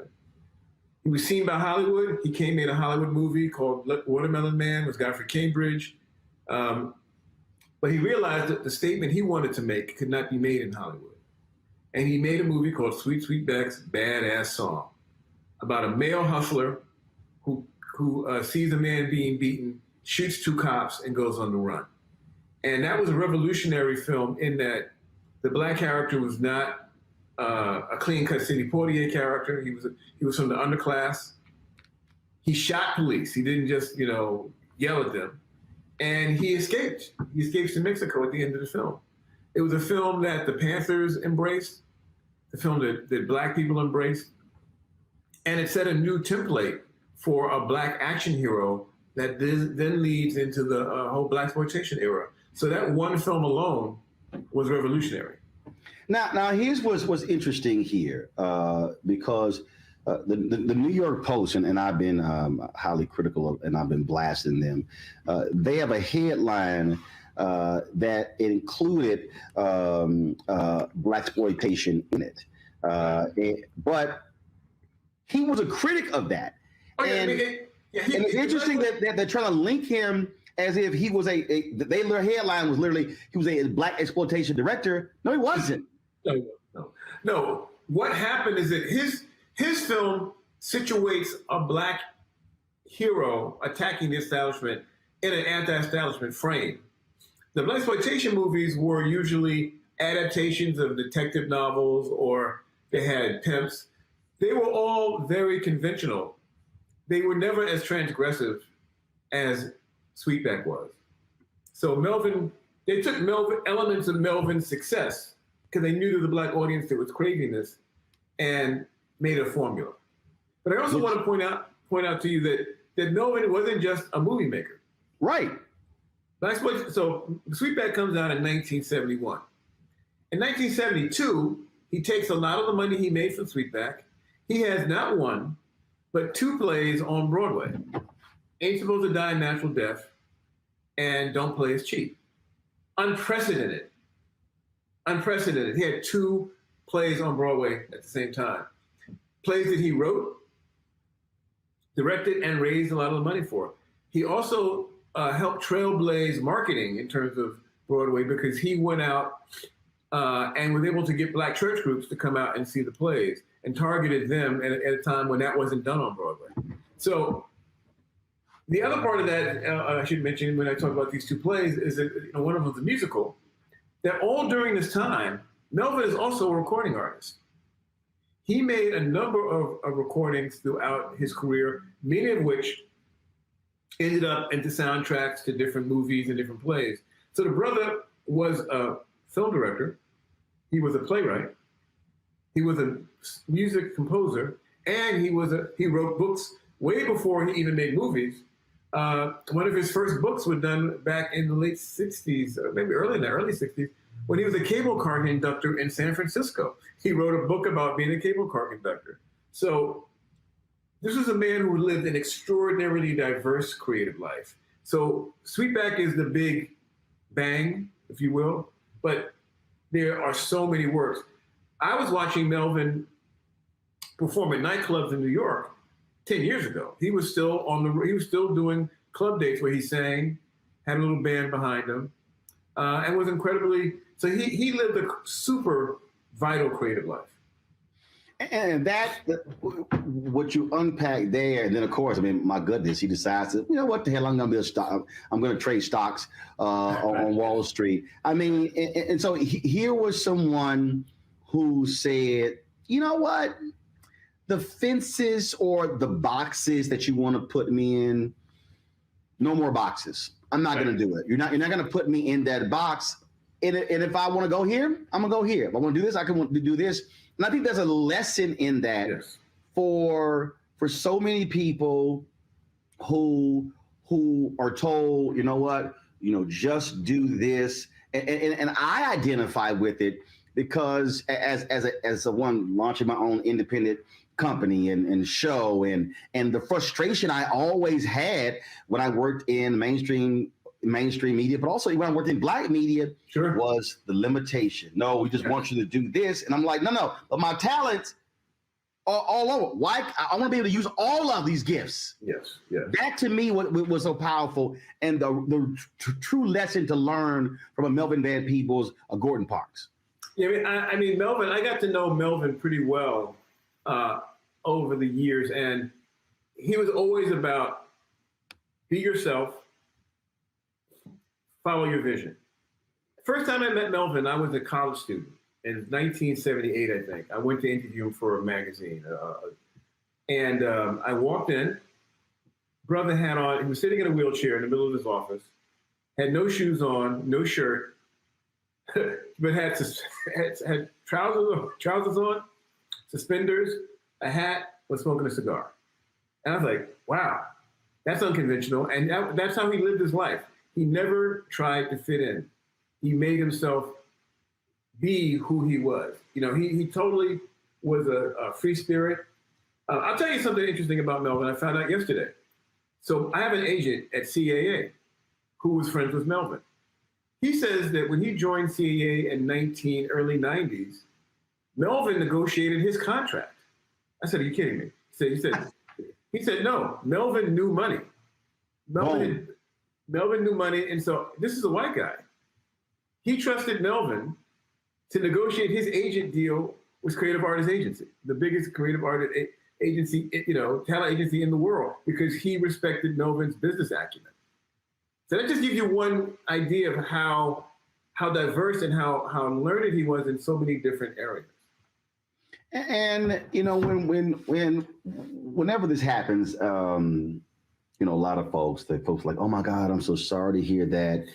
But the reality is, you see that in his son, you see that in his children, you see that in Mario's children. You see this whole idea of there are no boundaries. And all too often for African Americans, especially in our parents, for a lot of us, look, son, to daughter, look, get you a good job, get a steady job, just, don't make waves. But then you get older, and then people start thinking back and, man, I wish I had done this and I wish I had done that. And they have these regrets. I think Melvin Van Peebles lays down in his home in Manhattan, passes away. He passes away with no regrets. Oh, Melvin, as long as Melvin was running the streets of New York, he jogged all the time. I mean, he lived a very full life. I'll tell you another story. I was shooting an independent film about 10 years ago. And I said, Melvin, I ain't got no money, but can I get you to do one improv scene with me? Brought me up to his place. I had the actress with us, had little cameras, knocked it out. He gave us something to drink. We watched some movies together. I mean, if he thought you were trying to do something unconventional, he was there for you. And I felt like he was, for me, it was great to get to know him, because he was someone who, and you'll find this in everybody, anybody who's around Melvin for any amount of time was inspired.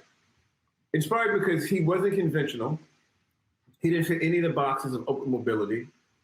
But he always was moving forward. His apartment, he designed the furniture in his apartment. He had a hot dog that was a dresser. He had like the back of a truck in his living room that spewed kind of like smoke. He had paintings. He was a constantly inventive. And I think for anyone who's living a creative life. The idea is not to be boxed in, as you said, and it's also to be constantly doing stuff. You're never going to retire. Retiring is for people who have a 9-to-5. If you're out in this world trying to create visions, go for it constantly. Always be experimenting, always be learning, always be challenging yourself. And just to be in his proximity was to feel that energy and to feel that history. I mean, the brother came from, at one point, you know, he left Chicago. He was a cable car reporter in San Francisco. At one point, he lived as a street painter in Mexico City.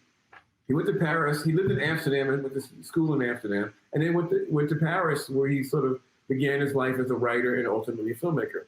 So he was also not afraid to move out of his comfort zone. Being a black man traveling the globe throughout the 50s, he was able to open his vision, and not be boxed in by the American boxes. What you just said, that I think really stands out when you said, look, man, I don't have any money for it. Can you do this? He's like, no problem. And that, if there's one thing, Nelson, that sort of drives me crazy, and it really does. And I said this a couple of weeks ago on Twitter. I said, it doesn't actually cost me anything to help somebody out and retweet something. It doesn't. If somebody hits me up and say, hey, Roland, can you do me a solid and do a mention on your show? Okay. Now, obviously, that's relationship.